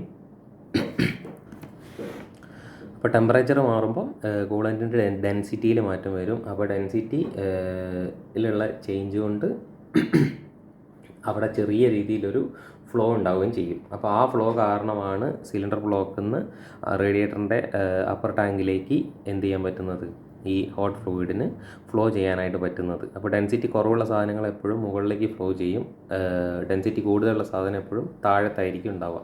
അപ്പം ആ ഒരു ഫ്ലോ ജനറേറ്റ് ചെയ്യും. അപ്പോൾ വളരെ കുറഞ്ഞ ഫ്ലോ മാത്രമേ ഉണ്ടാവുള്ളൂ. അതുകൊണ്ട് തന്നെ ഹീറ്റ് ട്രാൻസ്ഫറിൻ്റെ റേറ്റും കുറവായിരിക്കും. അപ്പോൾ അത്രയും എഫിഷ്യൻ്റ് ആയിട്ടുള്ള ഒരു കൂളിംഗ് സിസ്റ്റം അല്ല തെർമോസൈഫോൺ സിസ്റ്റം എന്ന് പറയുന്നത്. ഇതിൻ്റെ ഉള്ളിൽ കൂടെ ലിക്വിഡ് ഫ്ലോ ചെയ്യുന്നതുകൊണ്ട് നമ്മൾ ഇത് ലിക്വിഡ് കൂളിംഗ് സിസ്റ്റത്തിലാണ് ഇൻക്ലൂഡ് ചെയ്യുന്നത്. ഓക്കെ, ഇനി നമ്മൾ നേരെ പമ്പ് സർക്കുലേഷനിലേക്ക് വരുമ്പോൾ നമുക്ക് നോക്കാവുന്നതാണ്. ഇവിടെയും നമുക്ക് കാണാം, ഇതിനകത്തുനിന്ന് നമ്മളെ വാട്ടർ ജാക്കറ്റിൻ്റെ ഹോട്ട് ഫ്ലൂയിഡ് നേരെ റേഡിയേറ്ററിൻ്റെ അപ്പർ ടാങ്കിലേക്ക് പോകുന്നു, അതിനൊരു മാറ്റമില്ല. അവിടുന്ന് ഹോട്ട് ഫ്ലൂയിഡ് നേരെ താഴേക്ക് ഫ്ലോ ചെയ്യുന്നു, അതിനൊരു മാറ്റമില്ല. താഴെ എത്തുമ്പോഴേക്ക് ഇത് തണുക്കുന്നു. അവിടുന്ന് ലോവർ ഹോസ് വഴി വീണ്ടും എവിടേക്ക് എത്തുന്നു, എൻജിനിലേക്ക് എത്തുന്നു, അതിനും ഒരു മാറ്റമില്ല. ഇനി നമ്മൾ ശ്രദ്ധിക്കേണ്ട കാര്യം എന്ന് പറഞ്ഞു കഴിഞ്ഞാൽ, ഇവിടെ എക്സ്ട്രാ ഉണ്ടാവുക ഇവിടെയായിട്ട് നമുക്ക് ഇവിടെ ഒരു പമ്പ് ഉണ്ടാവും. ഇതാണ് നമ്മൾ എന്ത് കേൾക്കുന്നത്, ഒരു പമ്പ്, ഒരു സെൻട്രിഫ്യൂഗൽ പമ്പ് നമ്മളിവിടെ കൊടുക്കുന്നു. ഈ സെൻട്രിഫ്യൂഗൽ പമ്പാണ് എന്ത് ചെയ്യുന്നത്, ഇതിനകത്തോടുള്ള ഫ്ലോ ജനറേറ്റ് ചെയ്യുന്നത്. ഓക്കെ, അപ്പം ഈ റേഡിയേറ്ററിൽ കൂടെ ഈ കൂളൻ്റ് ഫ്ലോ ചെയ്യാനുള്ള ഫ്ലോ ജനറേറ്റ് ചെയ്യുന്നത് ഈ പമ്പാണെന്ന് മനസ്സിലാക്കാം. അപ്പം കൂടുതൽ ശക്തമായിട്ടുള്ള ഫ്ലോ ഇതിനകത്തോടെ ഉണ്ടാകും, വളരെ എഫിഷ്യൻ്റ് ആയിട്ടുള്ള കൂളിംഗ് സിസ്റ്റം നടക്കും. പിന്നെ നമുക്ക് എൻജിനകത്ത് നിന്ന് ഡ്രൈവ് ചെയ്തുകൊണ്ട് ഒരു ഫാൻ ഇവിടെ വർക്ക് ചെയ്യുന്നത് കാണാം. ഇതിനെയാണ് നമ്മൾ റേഡിയേറ്റർ ഫാൻ എന്ന് പറയാം. അപ്പോൾ റേഡിയേറ്റർ ഫാന് കൂടുതൽ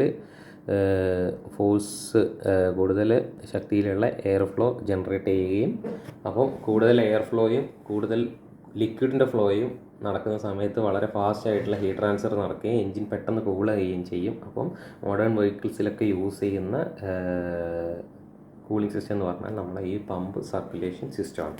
ഓക്കെ, അപ്പോൾ 2 ചിത്രവും ഓൾമോസ്റ്റ് സെയിം ആണ്. നമ്മളിവിടെ ഒരു പമ്പ് ഫാന് എക്സ്ട്രാ വെക്കുന്നു എന്ന് മാത്രമേ ഉള്ളൂ. ഓക്കെ, അടുത്തതായിട്ടുള്ള സിസ്റ്റം എൻജിൻ ലൂബ്രിക്കേഷൻ സിസ്റ്റമാണ്.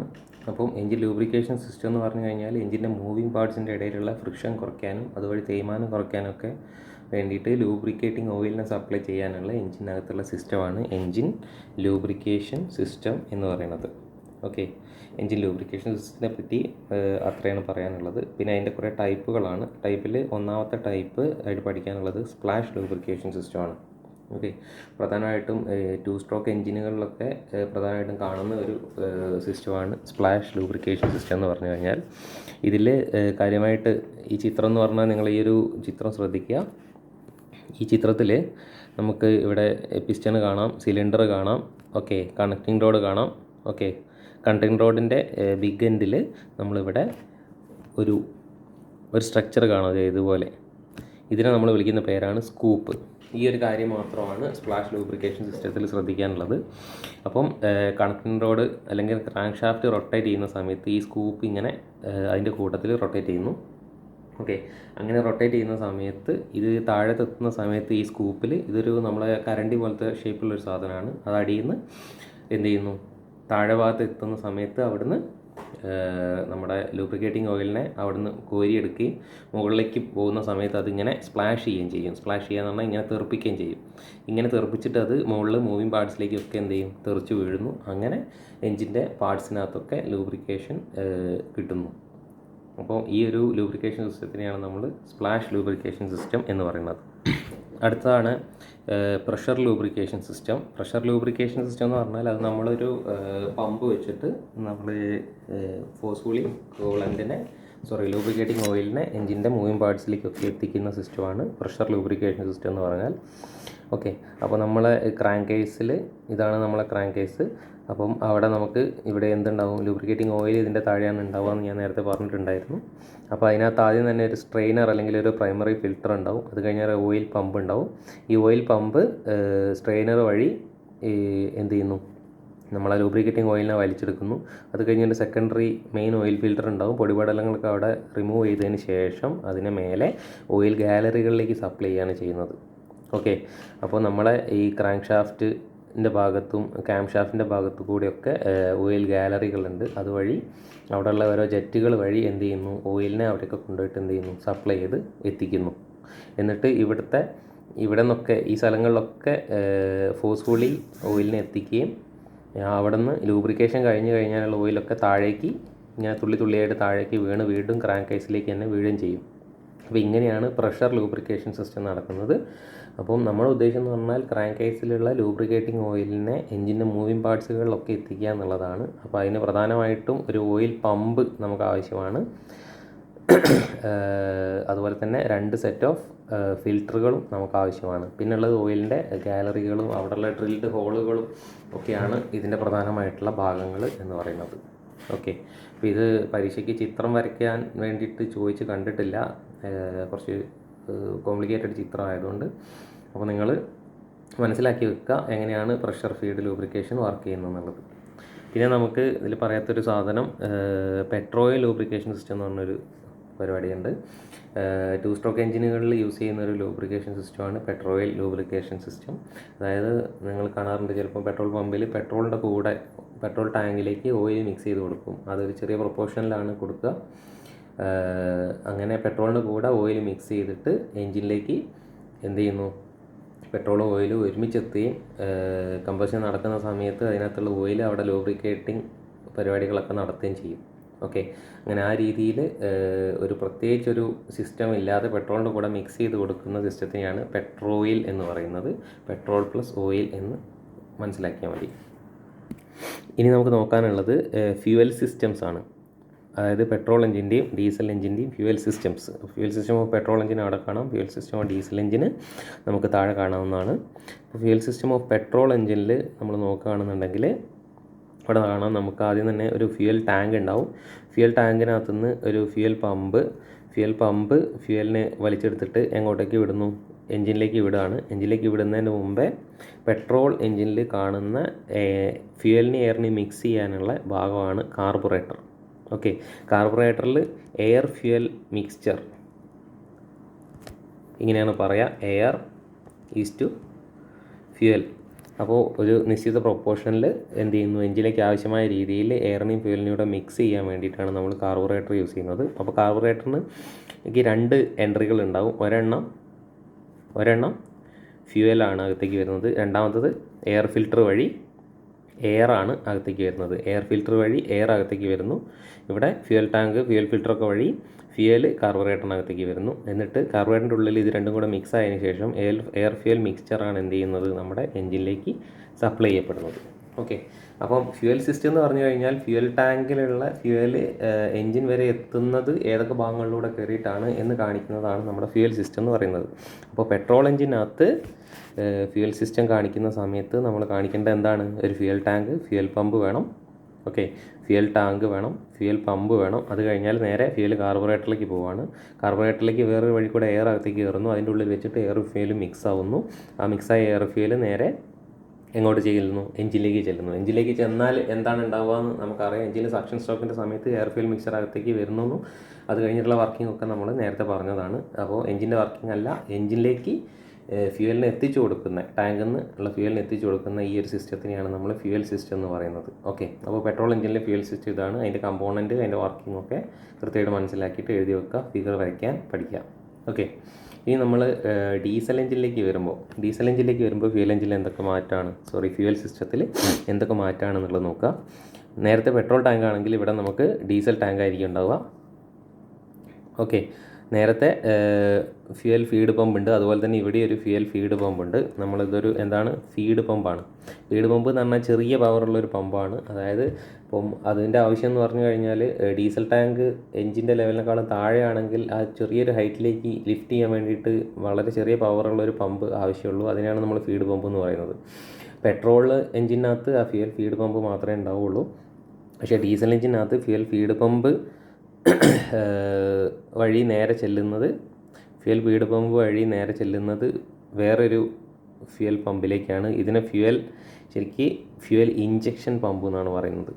എന്താണ്? ഫ്യൂൽ ഫീഡ് പമ്പും രണ്ടാമത് ചെല്ലുന്നത് ഫ്യൂൽ ഇഞ്ചക്ഷൻ പമ്പാണ്. ഫ്യൂൽ ഇഞ്ചക്ഷൻ പമ്പ് പറഞ്ഞാൽ ഒരു ഹൈ പ്രഷർ പമ്പാണ്. അപ്പോൾ നിങ്ങൾക്കറിയാം, ഡീസൽ എഞ്ചിനകത്ത് ഫ്യൂവലിനെ നമ്മൾ സക്ഷൻ സ്ട്രോക്കിൽ ഫ്യൂവലിനെ സപ്ലൈ ചെയ്യുന്നില്ല. സക്ഷൻ സ്ട്രോക്കിൽ എയർ മാത്രമാണ് എഞ്ചിനകത്തേക്ക് സപ്ലൈ ചെയ്യുന്നത്. അപ്പം എയറിനെ സക്ഷൻ സ്ട്രോക്കിൽ വലിച്ചെടുക്കുകയും കംപ്രഷൻ സ്ട്രോക്കിൽ അതിനെ കംപ്രസ് ചെയ്തിട്ട് ആ കംപ്രഷൻ സ്ട്രോക്കിൻ്റെ എൻഡിൽ കംപ്രസ്ഡ് എയറിനകത്തേക്ക് നമ്മൾ ഫ്യൂവലിനെ ഇഞ്ചക്ട് ചെയ്ത് കൊടുക്കുകയാണ്. നമുക്ക് പെട്രോൾ എഞ്ചിനിൽ സ്പാർക്ക് പ്ലഗ് വഴി സ്പാർക്ക് കൊടുക്കുന്ന സെയിം കണ്ടീഷനിൽ ഫ്യൂവൽ ഇഞ്ചക്ടർ വഴി ഡീസൽ ഫ്യൂവലിനെ ആറ്റമൈസ്ഡ് ഫോമിൽ ഇഞ്ചക്ട് ചെയ്ത് കൊടുത്തിട്ടാണ് ഡീസൽ എഞ്ചിൻ വർക്ക് ചെയ്യുന്നത്. ഇതാണ് പെട്രോൾ എഞ്ചിനും ഡീസൽ എഞ്ചിനും തമ്മിൽ വർക്കിങ്ങിലുള്ള വ്യത്യാസം. ഓക്കെ, അപ്പോൾ നമുക്ക് ഹൈ പ്രഷറിൽ ഡീസലിന് ഇഞ്ചക്ട് ചെയ്യണമെന്നുണ്ടെങ്കിൽ ഒരു ഫ്യൂൽ ഇഞ്ചക്ഷൻ പമ്പ് വേണം. അപ്പോൾ നിങ്ങൾ മനസ്സിലാക്കുക, ഡീസൽ ഫ്യൂവൽ സിസ്റ്റത്തിൽ പ്രധാനപ്പെട്ട ഭാഗങ്ങൾ ഒന്ന് ഡീസൽ ടാങ്ക്, പിന്നെ ഡീസലിൻ്റെ ഫീഡ് പമ്പ്. ഡീസലിൻ്റെ ഫീഡ് പമ്പിനകത്ത് നേരെ പോകുന്നത് ഫ്യൂൽ ഇഞ്ചക്ഷൻ പമ്പിലേക്കാണ്. ഫ്യൂൽ ഇഞ്ചക്ഷൻ പമ്പിനകത്തുനിന്ന് ഫ്യൂവലിനെ കളക്ട് ചെയ്തിട്ട് പിന്നെ ഓരോ എഞ്ചിനിലേക്ക് പോകുന്ന സമയത്ത് ഓരോരോ ഇഞ്ചക്ടർ ഉണ്ടാവും. ഇവിടെ 1, 2, 3, 4 4 എഞ്ചിൻ ഉണ്ടെന്ന് മനസ്സിലാക്കാം. കാരണം നമുക്കവിടെ 4 ഫ്യൂൽ ഇഞ്ചക്ടറുകളുണ്ട്. അപ്പോൾ ഇത്രയും ഭാഗമാണ് എന്തുള്ളത്, ഡീസൽ ഫ്യൂവൽ സിസ്റ്റത്തിൻ്റെ പ്രധാനപ്പെട്ട ഭാഗങ്ങളെന്ന് പറയുന്നത്. ഓക്കെ, ഫിൽറ്റർ ആവശ്യമാണ്. നേരത്തെ പെട്രോളിൽ കാണിച്ച പോലെ തന്നെ 1-2 സ്റ്റേജുകളിലായിട്ടുള്ള ഡീസൽ ഫിൽറ്ററിങ് ആവശ്യമാണ്. ഓക്കെ, പെട്രോൾ ഫ്യൂവൽ സിസ്റ്റത്തിനകത്ത് നമ്മൾ എഞ്ചിനകത്തേക്ക് എയറും ഫ്യൂവലും കൂടെ ഒരുമിച്ച് ചെല്ലേണ്ടത് കൊണ്ട് എയറിൻ്റെ പാസേജും കൂടെ നമ്മൾ കാണിക്കുന്നുണ്ട്. പക്ഷേ ഡീസൽ ഫ്യൂവൽ സിസ്റ്റത്തിൽ ഫ്യൂവൽ എഞ്ചിനിലേക്ക് എത്തുന്ന വഴിക്ക് എയറുമായിട്ട് പരിപാടികളൊന്നുമില്ല. എഞ്ചിനിൽ എത്തിയതിന് ശേഷം മാത്രമേ എയറുമായിട്ട് കോൺടാക്ട് ചെയ്യുന്നുള്ളൂ. അപ്പോൾ അത് നമ്മൾ കാണിക്കേണ്ട ആവശ്യമില്ല.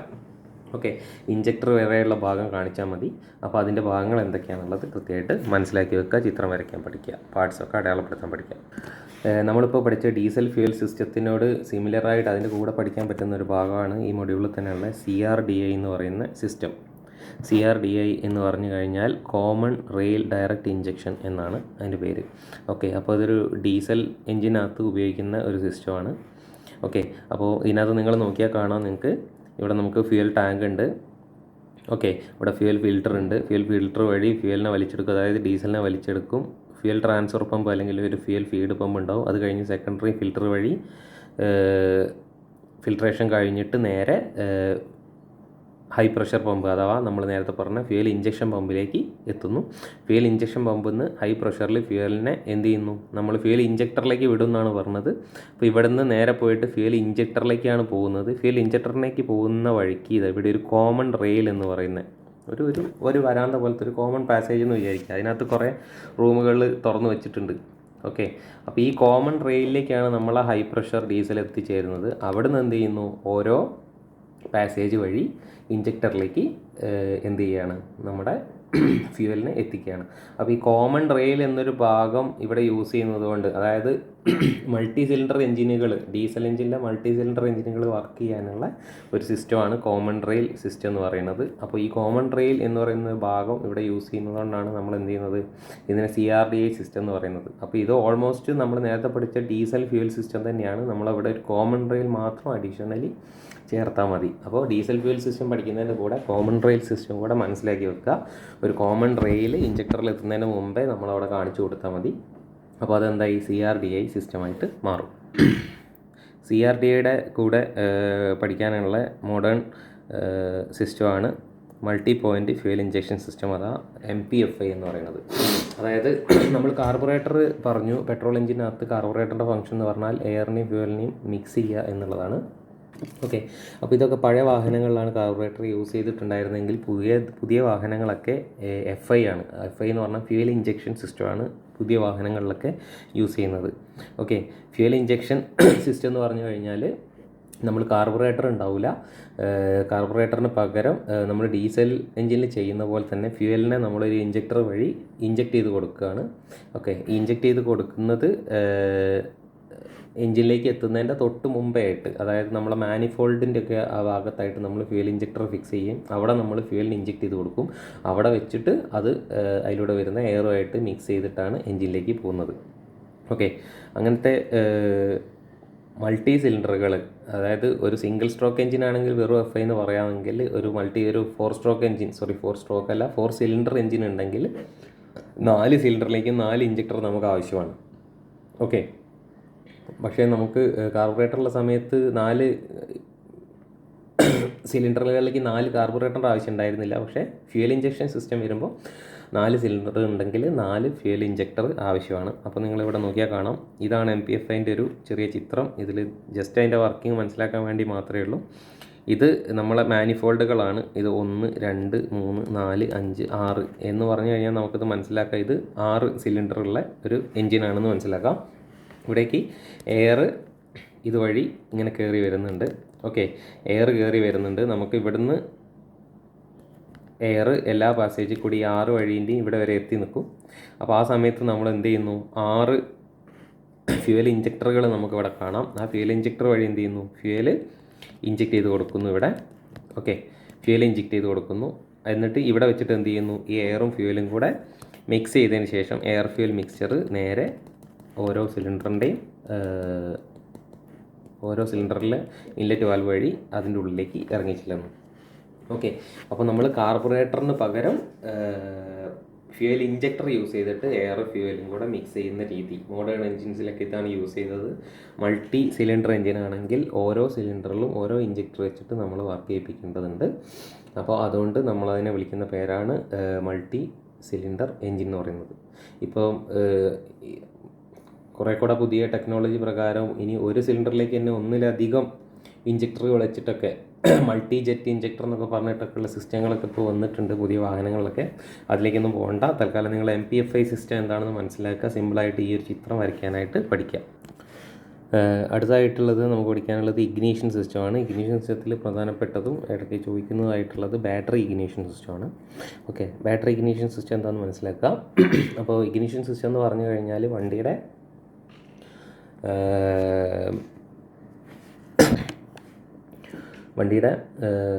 നമുക്കറിയാം സ്പാർക്ക് പ്ലഗ്, അതായത് പെട്രോൾ എഞ്ചിനകത്ത് നമ്മൾ വണ്ടി സ്റ്റാർട്ട് ചെയ്യുന്ന സമയത്ത് എൻജിൻ വർക്ക് ചെയ്യുകയും ആ സമയത്ത് എന്ത് ചെയ്യുന്നു, നമ്മളെ സ്പാർക്ക് പ്ലഗ് വഴി ഒരു സ്പാർക്ക് ജനറേറ്റ് ചെയ്യാൻ വേണം കംപ്രഷൻ സ്ട്രോക്കിൻ്റെ എൻഡിൽ. അപ്പോൾ ആ സ്പാർക്ക് ജനറേറ്റ് ചെയ്യണമെന്നുണ്ടെങ്കിൽ അതിനൊരു ഹൈ ഇലക്ട്രിക് വോൾട്ട് നമുക്കതിന് ആവശ്യമാണ്. അപ്പം ആ ഒരു ഹൈ വോൾട്ടേജ് ജനറേറ്റ് ചെയ്യാൻ വേണ്ടിയിട്ട് നമുക്കൊരു 12 വോൾട്ട് ബാറ്ററി മാത്രമേ വാഹനത്തിലുള്ളൂ. അപ്പോൾ ആ ബാറ്ററിയിലുള്ള വോൾട്ടേജ് യൂസ് ചെയ്തിട്ട് അതിനെ ഹൈ വോൾട്ടേജ് ആക്കിയിട്ട് ഒരു സ്പാർക്ക് ജനറേറ്റ് ചെയ്യുന്ന രീതിയിലുള്ള ഹൈ വോൾട്ടേജ് ആക്കി മാറ്റാൻ ഉപയോഗിക്കുന്ന, അങ്ങനെ വണ്ടിയുടെ ഇഗ്നീഷൻ, അതായത് സ്റ്റാർട്ടിങ്ങിന് വേണ്ടിയിട്ട് ഉപയോഗിക്കുന്ന സിസ്റ്റമാണ് ഇഗ്നീഷൻ സിസ്റ്റം എന്ന് പറഞ്ഞാൽ. അതിൽ ബാറ്ററി യൂസ് ചെയ്തിട്ട് ഇഗ്നീഷൻ സിസ്റ്റം എങ്ങനെ വർക്ക് ചെയ്യിക്കുന്നു എന്നുള്ള ഇതിനെയാണ് നമ്മൾ ബാറ്ററി ഇഗ്നീഷൻ സിസ്റ്റം എന്ന് പറയാം. ഒരു വിധപ്പെട്ട വാഹനങ്ങളിലൊക്കെ നമ്മളിപ്പോൾ യൂസ് ചെയ്യുന്നത് ബാറ്ററി ഇഗ്നിഷൻ സിസ്റ്റമാണ്. നിങ്ങൾക്കറിയാം, ബാറ്ററിയുടെ ചാർജ് തീർന്നു പോയാൽ വണ്ടി സ്റ്റാർട്ടാവാതിരിക്കുന്ന പ്രശ്നമുണ്ട്. അപ്പോൾ എങ്ങനെയാണ് ബാറ്ററി ഉപയോഗിച്ചിട്ട് വണ്ടി സ്റ്റാർട്ടാക്കുന്നത് അല്ലെങ്കിൽ ഇഗ്നൈറ്റ് ചെയ്യിക്കുന്നത് എന്ന് നോക്കാം. ഓക്കെ, അപ്പോൾ നമ്മൾ ഇതിനകത്ത് പ്രധാനപ്പെട്ട ഭാഗം എന്ന് പറഞ്ഞാൽ ഒരെണ്ണം ബാറ്ററിയാണ്. ഓക്കെ, ബാറ്ററിയുടെ ഒരു എൻഡ് വഴി എന്ത് ചെയ്യുന്നു, ഇവിടെ ഒരു ഇഗ്നീഷൻ സ്വിച്ച് ഉണ്ടാവും. ഈ ഇഗ്നീഷൻ സ്വിച്ച് ഇപ്പോൾ ഇവിടെ നിങ്ങൾക്ക് നോക്കിയാൽ കാണാം, ഈ സ്വിച്ച് ഇപ്പം ഓപ്പൺ ആയി കിടക്കുകയാണ്. ഓക്കെ, നമ്മൾ ചാവി ഇട്ടിട്ട് ക്രാങ്ക് ചെയ്യുന്ന സമയത്ത് ഇതിനെ ക്ലോസ് ചെയ്യുകയാണ് ചെയ്യുന്നത്. ഓക്കെ, വണ്ടി സ്റ്റാർട്ട് ചെയ്യുന്ന സമയത്ത് ഈ സ്വിച്ച് എന്താവുന്നു, ക്ലോസ് ആവുന്നു. അങ്ങനെ ആ സ്വിച്ച് ക്ലോസ് ആവുന്ന സമയത്ത് നമുക്ക് എന്ത് ചെയ്യുന്നു, ക്ലോസ് ആവുന്ന സമയത്ത് നമ്മുടെ കറണ്ട് ഇതിനകത്തൂടെ പാസ് ചെയ്തിട്ട് നേരെ എത്തുന്നത് ഒരു ഇഗ്നീഷൻ കോയിലിലേക്കാണ്. ഓക്കെ, ഇഗ്നീഷൻ കോയിലിനകത്ത് ഇവിടെ ഒരു പ്രൈമറി വൈൻഡിങ് ഉണ്ട്, കട്ടി കൂടിയിട്ടുള്ള എണ്ണം കുറഞ്ഞിട്ടുള്ള പ്രൈമറി വൈൻഡിങ്ങും, പിന്നെ അതുപോലെ തന്നെ നമുക്ക് ഇവിടെയായിട്ട് സെക്കൻഡറി വൈൻഡിങ് ഉണ്ടാവും, കട്ടി കുറവുള്ളതും എണ്ണം കൂടുതലായിട്ടുള്ള സെക്കൻഡറി വൈൻഡിങ് ഉണ്ടാവും. ഇതാണ് ഒരു കോയിലിൻ്റെ ഷേപ്പ് എന്ന് പറയുന്നത്. അപ്പം ഈ പ്രൈമറി വൈൻഡിങ്ങിൽ കൂടെ ഇതിലൂടെ എന്ത് ചെയ്യുന്നു, നമ്മുടെ ഇലക്ട്രിസിറ്റി പാസ് ചെയ്തിട്ട് നേരെ താഴേക്ക് ഇതിൻ്റെ സർക്യൂട്ട് കംപ്ലീറ്റ് ചെയ്യുന്നത് ഈ താഴ്ഭാഗത്തൂടെയാണ്. താഴ്ഭാഗത്തേക്ക് എത്തുന്ന സമയത്ത് ഇവിടെ നിങ്ങൾക്ക് കാണാൻ പറ്റും, ഇവിടെ ഒരു കണ്ടൻസർ അഥവാ കപ്പാസിറ്ററാണ്. പിന്നെ മറ്റൊരു ബ്രേക്കർ പോയിൻറ്റുകളുണ്ട്. ഇവിടെ ഒരു ഡിസ്ട്രിബ്യൂട്ടർ ക്യാം. അപ്പം ഈ ഡിസ്ട്രിബ്യൂട്ടർ ക്യാം ഷാഫ്റ്റുമായിട്ട് കണക്ട് ചെയ്തുകൊണ്ടിരിക്കുകയാണ്. അപ്പോൾ ക്യാം ഷാഫ്റ്റ് കറങ്ങുന്ന സമയത്ത് ഈ ഒരു അതായത് ഇങ്ങനത്തെ ഒരു ഷേപ്പാണ് ക്യാം എന്ന് പറയുന്നത്. അപ്പം ഈ ക്യാം ഇങ്ങനെ റൊട്ടേറ്റ് ചെയ്യുന്ന സമയത്ത് എന്ത് ചെയ്യുന്നു വെച്ച് കഴിഞ്ഞാൽ, ഇത് ഒരു പ്രത്യേക പോയിന്റിലെത്തുമ്പോൾ ഇവിടെ ഈ ബ്രേക്കർ പോയിന്റ് ഇപ്പോൾ ഇവിടുന്ന് ഇവിടേക്ക് കണക്റ്റ് ആയിക്കൊണ്ടിരിക്കുകയാണ്. അപ്പോൾ ഈ ക്യാം കറങ്ങി ഒരു പ്രത്യേക പൊസിഷനിലെത്തുമ്പോൾ ഈ ബ്രേക്കർ പോയിന്റിനെ തള്ളിയിട്ട് ഇങ്ങോട്ട് ലിഫ്റ്റ് ചെയ്ത് ഈ കണക്ഷൻ വിച്ഛേദിക്കും. എന്ന് പറഞ്ഞാൽ നമ്മൾ ഇതിനകത്തൂടെ ഒഴുകുന്ന കറണ്ട് പെട്ടെന്ന് ഇല്ലാതെയാവുന്ന ഒരവസ്ഥ വരും ഈ ബ്രേക്കർ പോയിന്റിൻ്റെ കണക്ഷൻ പോകുമ്പോൾ. അത് ഈ ക്യാം കറങ്ങി ഒരു പ്രത്യേക പോയിന്റിലെത്തുന്ന സമയത്ത് മാത്രമാണ് എന്ത് ചെയ്യുന്നത്, ഇതിനെ വിച്ഛേദിക്കുന്നത്. ഓക്കെ, അപ്പം ആ സമയത്ത് എന്താണ് ഉണ്ടാകുന്നത് നമുക്ക് നോക്കാം. അപ്പോൾ നമ്മൾ ആദ്യം പറഞ്ഞു, ബാറ്ററിനകത്തുനിന്ന് കറണ്ട് നേരെ ഇഗ്നീഷൻ സ്വിച്ച് വഴി നമ്മുടെ കോയിൽ വഴി എത്തുന്ന സമയത്ത് ഈ പ്രൈമറി സെക്കൻഡറി കോയിലുകളിലൂടെ ഇലക്ട്രിസിറ്റി പാസ് ചെയ്യുമ്പോൾ അവിടെ ഒരു മാഗ്നറ്റിക് ഫീൽഡ് ജനറേറ്റ് ചെയ്യുകയാണ് ചെയ്യുന്നത്. Okay, according to the law of magnetism വഴി നമുക്കിവിടെ എന്ത് ചെയ്യും, ഒരു മാഗ്നറ്റിക് ഫീൽഡ് ജനറേറ്റ് ചെയ്യുന്നു. ഓക്കെ, ആ മാഗ്നറ്റിക് ഫീൽഡ്, അപ്പോൾ നമുക്കറിയാം Faraday's law of electromagnetic induction അനുസരിച്ച് ആ ഒരു മാഗ്നറ്റിക് ഫീൽഡിൽ എന്തെങ്കിലും ഒരു ചേഞ്ച് വരികയാണെന്നുണ്ടെങ്കിൽ അവിടെ ഒരു EMF ഇൻഡ്യൂസ് ചെയ്യും എന്നുള്ളത് നമുക്കറിയാം. അപ്പോൾ മാഗ്നറ്റിക് ഫീൽഡിൽ ഒരു സഡൻ ആയിട്ടുള്ള ഒരു ഭയങ്കര വലിയൊരു ചേഞ്ച് ഉണ്ടാക്കുക എന്നുള്ളതാണ് നമ്മുടെ ഉദ്ദേശം. അപ്പോൾ അതിന് വേണ്ടിയിട്ടാണ് നമ്മളിവിടെ ഒരു ബ്രേക്കർ പോയിൻറ്റ്സ് സെറ്റപ്പുകളൊക്കെ വെക്കുന്നത്. ഓക്കെ, അപ്പോൾ കണ്ടൻസർ അഥവാ കപ്പാസിറ്റർ എന്നുള്ള ഭാഗത്തിൽ ഈ കറണ്ട് ഇങ്ങനെ ഫ്ലോ ചെയ്യുന്ന സമയത്ത് ഇലക്ട്രിസിറ്റി ഇതിനകത്ത് സ്റ്റോർ ചെയ്ത് വെക്കുന്നുണ്ട്. ഓക്കെ, അപ്പോൾ ക്യാം തിരിഞ്ഞൊരു പ്രത്യേക പോയിന്റ് എത്തുന്ന സമയത്ത് ഈ ബ്രേക്കർ പോയിന്റിനെ നമ്മൾ ഇവിടെ ലിഫ്റ്റ് ചെയ്ത് കൊടുക്കുകയും ഇവിടുത്തെ സർക്യൂട്ട് ബ്രേക്കായി പോവുകയും ചെയ്യും. ഓക്കെ, സർക്യൂട്ട് ബ്രേക്കായി പോകുന്ന സമയത്ത് പെട്ടെന്ന് അതിലൂടെയുള്ള കറണ്ടിൻ്റെ ഫ്ലോ ഇല്ലാതെയാവുന്നു. അപ്പം ഇവിടെ പെട്ടെന്ന് ഈ മാഗ്നറ്റിക് ഫീൽഡ്, ഇപ്പോൾ കറണ്ട് ഫ്ലോ ചെയ്തപ്പോൾ ഇവിടെ ഉണ്ടായ മാഗ്നറ്റിക് ഫീൽഡ് പെട്ടെന്ന് തന്നെ ഇല്ലാതെയാവുന്ന സമയത്ത് മാഗ്നറ്റിക് ഫീൽഡിലൊരു ഭയങ്കര ഫോള് ഉണ്ടാവും, ഒരു ഡ്രാസ്റ്റിക് ആയിട്ടുള്ള ഒരു ചേഞ്ച് ഉണ്ടാവും. ആ ചേഞ്ച് കാരണം നമ്മുടെ പ്രൈമറി വൈൻഡിങ്ങിലേക്ക് വരുന്ന ചെറിയ വോൾട്ടേജ് ഭയങ്കര ഹൈ വോൾട്ടേജ് ആയിട്ട് സെക്കൻഡറി വൈൻഡിങ്ങിലേക്ക് ഇൻഡ്യൂസ് ചെയ്യപ്പെടും. അതായത് ഏകദേശം 15,000 to 20,000 വോൾട്ട് വരെ ഉള്ള ഹൈ വോൾട്ടേജ് ആയിട്ട് ഈ സമയത്ത് സെക്കൻഡറി വൈൻഡിങ്ങിലേക്ക് ഇൻഡ്യൂസ് ചെയ്യപ്പെടും. അപ്പോൾ ആ 20,000 വോൾട്ട് ഉള്ള സാധനമാണ് നമ്മൾ എന്ത് ചെയ്യുന്നത്, നേരെ പുറത്തേക്ക് പോയിട്ട് ഇവിടെ നമ്മൾ ഡിസ്ട്രിബ്യൂട്ടർ എന്ന് പറയുന്ന ഭാഗത്തെത്തും. ഡിസ്ട്രിബ്യൂട്ടറിനകത്ത് ഒരു റോട്ടർ ഉണ്ടാവും. റോട്ടറിൻ്റെ ഇവിടെ കുറേ കോണ്ടാക്റ്റ് പോയിന്റുകളുണ്ട്, 1 2 3 4 എന്ന് പറഞ്ഞിട്ട്. എന്നിട്ട് നമ്മൾ എന്ത് ചെയ്യുന്നു വെച്ച് കഴിഞ്ഞാൽ ഈ ഡിസ്ട്രിബ്യൂട്ടർ വഴി ഈ കോണ്ടാക്ട് ബ്രേക്കർ, ഇപ്പോൾ കറണ്ട് ഇവിടെ വന്നിട്ട് ഇതുവഴി ഇതിൽ കൂടെ വന്നിട്ട് ഈ ഒരു പർട്ടിക്കുലർ സ്പാർക്ക് പ്ലഗിലേക്ക് എത്തിയിട്ട് ഇവിടെ എന്ത് ചെയ്യുന്നു, സ്പാർക്ക് ജനറേറ്റ് ചെയ്യുന്നു. ഓക്കെ, ഇത് സ്പാർക്ക് പ്ലഗ് ആണ്, നമ്മളിപ്പോൾ കാണുന്ന ഇത് സ്പാർക്ക് പ്ലഗ് ആണ്. ഓക്കെ, ഇനിയിപ്പോൾ എന്ത് ചെയ്യുന്നു വെച്ചാൽ ഈ ഡിസ്ട്രിബ്യൂട്ടറും നമ്മൾ ക്യാമുമായിട്ട് കണക്റ്റഡ് ആണ്. ഇനി ഇത് അടുത്തത് ഇങ്ങോട്ടേക്ക് ഇത് കറങ്ങി വരികയാണ്. ഈ ഡിസ്ട്രിബ്യൂട്ടർ ഇപ്പോൾ കോൺടാക്ട് പോയിൻറ്റ് 1 ആയിട്ടാണ് കോൺടാക്റ്റിൽ വരുന്നത്.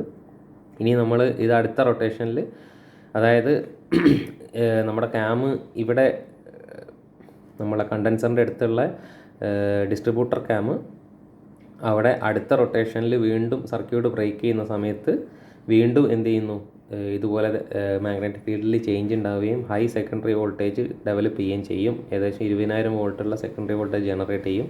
ആ സമയത്തേക്ക് ഈ ക്യാം കറങ്ങിയിട്ട് അടുത്ത പോയിന്റിലേക്ക് എത്തിയിട്ടുണ്ടാവും, പോയിന്റ് 3ലേക്ക്. അപ്പോൾ പോയിന്റ് 3 വഴി ഇലക്ട്രിസിറ്റി നേരെ അടുത്ത നമ്മുടെ സ്പാർക്ക് പ്ലഗിലേക്ക് എത്തുകയും അവിടുന്ന് വീണ്ടും എന്ത് ചെയ്യുന്നു, സ്പാർക്ക് ചെയ്യുകയും ചെയ്യും. അപ്പോൾ ഏത് സമയത്താണോ ഏത് സിലിണ്ടറിലാണോ നമ്മൾ സ്പാർക്ക് ജനറേറ്റ് ചെയ്യേണ്ടത് അതിനനുസരിച്ച് ടൈമിംഗ് അഡ്ജസ്റ്റ് ചെയ്തിട്ട് നമ്മൾ എന്ത് ചെയ്യുന്നു, കൃത്യമായ സമയത്ത് അതാത് സിലിണ്ടറിൽ ഉള്ള സ്പാർക്ക് പ്ലഗിൽ സ്പാർക്ക് ജനറേറ്റ് ചെയ്യാൻ വേണ്ടിയിട്ട് നമ്മൾ ഡിസ്ട്രിബ്യൂട്ടർ ഉപയോഗിക്കുന്നു. അപ്പോൾ ഡിസ്ട്രിബ്യൂട്ടറാണ് ഇത് വീതിച്ച് കൃത്യമായ സമയത്ത് കൊടുക്കുന്നത്. അപ്പോൾ നമുക്ക് ബാക്കിയുള്ള ആ സിസ്റ്റങ്ങൾ ഉപയോഗിച്ചിട്ടാണ് നമ്മൾ എന്ത് ചെയ്യുന്നത്, ആ ഒരു ചെറിയ വോൾട്ടേജ് ബാറ്ററിയിലുള്ള 12 വോൾട്ടിനെ ഇത്രയും 15,000 20,000 വോൾട്ടിലേക്ക് ഉയർത്തിയിട്ട് സ്പാർക്ക് ജനറേറ്റ് ചെയ്യുന്ന രീതിയിൽ ഉണ്ടാക്കാനുള്ള ഈ സിസ്റ്റമാണ് നമ്മളെ ബാറ്ററി ഇഗ്നീഷൻ സിസ്റ്റം എന്ന് പറയുന്നത്. ഇനി നമുക്ക് ലാസ്റ്റ് ടോപ്പിക്കാണ് ഫസ്റ്റ് മോഡ്യൂളിൽ പഠിക്കാനുള്ള, അത് ഗവേണിംഗ് ആണ്. ഓക്കെ, ഗവേണിംഗ് സിസ്റ്റം എന്ന് പറഞ്ഞു കഴിഞ്ഞാൽ നമ്മൾ ഫ്യൂവലിനെ മാറ്റം വരുത്തിയിട്ട് എൻജിൻ്റെ സ്പീഡ് കൺട്രോൾ ചെയ്യുന്ന പരിപാടിയാണ് ഗവേണിംഗ് സിസ്റ്റം എന്ന് പറയുന്നത്. സ്പീഡ് ഗവർണറുകളെ കുറിച്ച് നിങ്ങൾക്കറിയാം. അതായത് ഒരു ലിമിറ്റിലധികം സ്പീഡിലേക്ക് പോയി കഴിഞ്ഞാൽ അതിനെ കൺട്രോൾ ചെയ്ത് വെക്കാൻ വേണ്ടിയിട്ട് നമുക്ക് സ്പീഡ് ഗവർണറുകളൊക്കെ ഹെവി വാഹനങ്ങളിലൊക്കെ ഫിറ്റ് ചെയ്യണം എന്നുള്ള നിയമങ്ങളൊക്കെ ഉള്ളതാണ്. അപ്പം ഗവേണിംഗ് എന്ന് പറഞ്ഞു കഴിഞ്ഞാൽ ഫ്യൂവലിനെ കൺട്രോൾ ചെയ്തിട്ട് നമ്മൾ എൻജിൻ്റെ സ്പീഡിനെ മെയിൻറ്റെയിൻ ചെയ്യുന്ന പരിപാടിയെ നമ്മൾ വിളിക്കുന്നതാണ് ഗവേണിംഗ് എന്ന് പറയുന്നത്. അപ്പോൾ ഗവേണിംഗ് സിസ്റ്റത്തിൽ പ്രധാനമായിട്ടും 3 സിസ്റ്റംസ് ആണ് ഉള്ളത്. അതിൽ ഒന്നാമത്തത് ഹിറ്റ് ആൻഡ് മിസ് ഗവേണിംഗ് ആണ്, രണ്ടാമത്തത് ക്വാളിറ്റി ഗവേണിംഗ് ആണ്, മൂന്നാമത്തത് ക്വാണ്ടിറ്റി ഗവേണിംഗ് ആണ്, നാലാമത്തത് കമ്പൈൻഡ് മെത്തേഡാണ്. ഓക്കെ, അപ്പോൾ പ്രധാനമായിട്ട് 3 എണ്ണമാണുള്ളത്. നാലാമത്തത് കമ്പൈൻഡ് മെത്തേഡ് എന്ന് പറഞ്ഞാൽ 2ൻ്റെയും 3ൻ്റെയും കൂടെ കോമ്പിനേഷനാണ്. ഓക്കെ, ആദ്യമായിട്ട് ഹിറ്റ് ആൻഡ് മിസ് ഗവേണിംഗ് എന്ന് പറഞ്ഞു കഴിഞ്ഞാൽ മനസ്സിലാക്കുക, നമ്മൾ ആ പേരിൽ തന്നെ ഉണ്ട്. അതായത് ഹിറ്റ് ആൻഡ് മിസ്, അതായത് നമുക്കിപ്പോൾ സ്പീഡ് കൂടുന്ന സമയത്ത് നമ്മൾ ഫ്യൂവലിനെ കട്ട് ഓഫ് ചെയ്യുന്നു, അപ്പോൾ മിസ്സാവുകയാണ് ഫ്യൂവൽ. അപ്പോൾ ആ സമയത്ത് സ്പീഡ് കുറയും. വീണ്ടും സ്പീഡ് കുറയുന്ന സമയത്ത് സ്പീഡ് കൂടണമെന്നുണ്ടെങ്കിൽ ഫ്യൂവലിന് വീണ്ടും കൊടുക്കുന്നു. അപ്പോൾ ഫ്യൂവലിനെ ഇങ്ങനെ ഇടയ്ക്കിടയ്ക്ക് കട്ട് ചെയ്തിട്ട് നമ്മൾ എൻജിൻ്റെ സ്പീഡിനെ കോൺസ്റ്റൻ്റ് ആയിട്ട് മെയിൻറ്റെയിൻ ചെയ്യുകയാണെന്നുണ്ടെങ്കിൽ അതിനെയാണ് നമ്മൾ ഹിറ്റ് ആൻഡ് മിസ് ഗവേണിംഗ് എന്ന് പറയുന്നത്. ഓക്കെ, ഇനി അടുത്ത 2 എണ്ണമാണ് മാറിപ്പോകാൻ സാധ്യതയുള്ളതും പ്രധാനപ്പെട്ടതായിട്ടുള്ള 2 സാധനം. ഒരെണ്ണം അത് ക്വാളിറ്റി ഗവേണിംഗ് ആണ്, രണ്ടാമത്തത് അത് ക്വാണ്ടിറ്റി ഗവേണിംഗ് ആണ്. ഓക്കെ, ഇതിൽ പ്രധാനപ്പെട്ടൊരു കാര്യം എന്ന് പറഞ്ഞു കഴിഞ്ഞാൽ ക്വാളിറ്റി എന്ന് പറയുന്നത് അത് നമ്മൾ ഡീസൽ എൻജിനിലാണ് നമ്മൾ ക്വാളിറ്റി ഗവേണിംഗ് നടത്തുന്നത്. അതുപോലെ ക്വാണ്ടിറ്റി ഗവേണിംഗ് എന്ന് പറഞ്ഞു കഴിഞ്ഞാൽ അത് പെട്രോൾ എൻജിനിലാണ് നമ്മൾ എന്ത് ചെയ്യുന്നത്, ക്വാണ്ടിറ്റി ഗവേണിംഗ് നടത്തുന്നത്. ഓക്കെ, ക്വാളിറ്റി ഗവേണിങ്ങും ക്വാണ്ടിറ്റി ഗവേണിങ്ങും തമ്മിലുള്ള വ്യത്യാസം എന്ന് പറഞ്ഞു കഴിഞ്ഞാൽ ക്വാളിറ്റി ഗവേണിങ്ങിൽ നമ്മൾ എയർ ഫ്യൂവൽ മിക്സ്ചറിൻ്റെ ക്വാളിറ്റിയിൽ മാറ്റം വരുത്തിയിട്ടാണ് നമ്മൾ എന്ത് ചെയ്യുന്നത്, എയർ ഫ്യൂവൽ മിക്സ്ചറിൻ്റെ ക്വാളിറ്റിയിൽ മാറ്റം വരുത്തിയിട്ടാണ് ഗവേണിങ് സാധ്യമാക്കുന്നത്. അപ്പോൾ നിങ്ങൾക്ക് ആലോചിച്ചാൽ മനസ്സിലാവും, ക്വാളിറ്റി എന്ന് പറഞ്ഞു കഴിഞ്ഞാൽ എയർ ഫ്യൂവൽ മിക്സറിൻ്റെ ക്വാളിറ്റി എന്ന് പറഞ്ഞാൽ എയർ ഫ്യൂവൽ മിക്സ്ചറിലുള്ള മാറ്റങ്ങൾ വരുത്തിയിട്ട്, അതായത് ഇപ്പോൾ നമ്മൾ എയർ ഫ്യൂവൽ മിക്സ്ചറിൽ ഫ്യൂവലിൻ്റെ അളവ് കുറച്ച് കഴിഞ്ഞാൽ പവറിൻ്റെ ജനറേഷൻ കുറയും, അതുവഴി സ്പീഡ് കുറയും. അപ്പോൾ എയർ ഫ്യൂവൽ മിക്സ്ചറിൽ ഫ്യൂവലിൻ്റെ അളവ് കുറച്ചിട്ടുള്ള ഒരു മിക്സ്ചർ ജനറേറ്റ് ചെയ്തിട്ട്, അതായത് ക്വാളിറ്റിയിൽ മാറ്റം വരുത്തിയിട്ട് ഇത് ചെയ്യാൻ വേണ്ടിയിട്ട് ഗവേണിങ് ചെയ്യുന്നതാണ് ക്വാളിറ്റി ഗവേണിങ് എന്ന് പറയുന്നത്. അപ്പോൾ നമുക്ക് ഒരു കാര്യം മനസ്സിലാവും, ഈ എയർ ഫ്യൂവൽ മിക്സ്ചറിൽ മാറ്റം വരുത്തണമെങ്കിൽ നമുക്ക് പെട്രോൾ എഞ്ചിനിൽ കാർബറേറ്ററാണ് എയർ ഫ്യൂവൽ മിക്സ്ചർ ഉണ്ടാക്കുന്നതെങ്കിൽ അതിൻ്റെ ക്വാളിറ്റിയിൽ മാറ്റം വരുത്താൻ കാർബറേറ്ററിന് മാത്രമേ പറ്റുള്ളൂ. അതല്ലാതെ എഞ്ചിനിൽ എന്തെങ്കിലും ചെയ്തിട്ട് നമുക്ക് ക്വാളിറ്റിയിൽ മാറ്റം വരുത്താൻ പറ്റില്ല.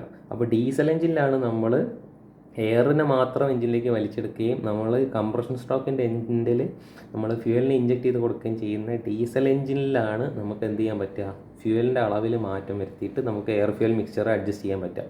ഓക്കെ, അപ്പം ഡീസൽ എഞ്ചിൻ്റെ വർക്കിംഗ് അനുസരിച്ച് നമുക്ക് മനസ്സിലാവും, ഡീസൽ എഞ്ചിനിൽ ഫ്യൂവൽ ഇഞ്ചെക്ട് ചെയ്ത് കൊടുക്കുന്ന ഡീസൽ എഞ്ചിനിൽ ഡീസലിൻ്റെ ഇഞ്ചക്ഷൻ്റെ റേറ്റ് കുറച്ച് കഴിഞ്ഞാൽ നമുക്ക് എന്ത് ചെയ്യാൻ പറ്റും, ഡീസലിൻ്റെ അളവ് എഞ്ചിനിലേക്ക് കൊടുക്കുന്നത് കുറയ്ക്കാൻ പറ്റും, എയർ ഫ്യൂൽ മിക്സറിൻ്റെ ക്വാളിറ്റി മാറ്റാൻ പറ്റും. അങ്ങനെ നമുക്ക് സ്പീഡിനെ കൺട്രോൾ ചെയ്യാൻ പറ്റും. അതാണ് ക്വാളിറ്റി ഗവേണിംഗ് എന്ന് പറയുന്നത്. ഓക്കെ, അതായത് ക്വാളിറ്റി ഗവേണിംഗ് ഡീസൽ എഞ്ചിനിലാണെന്ന് മനസ്സിലാക്കുക. ഇനി നമുക്ക് ക്വാണ്ടിറ്റി ഗവേണിംഗ് എന്ന് പറഞ്ഞു കഴിഞ്ഞാൽ പെട്രോൾ എഞ്ചിനിലാണെന്ന് പറഞ്ഞു.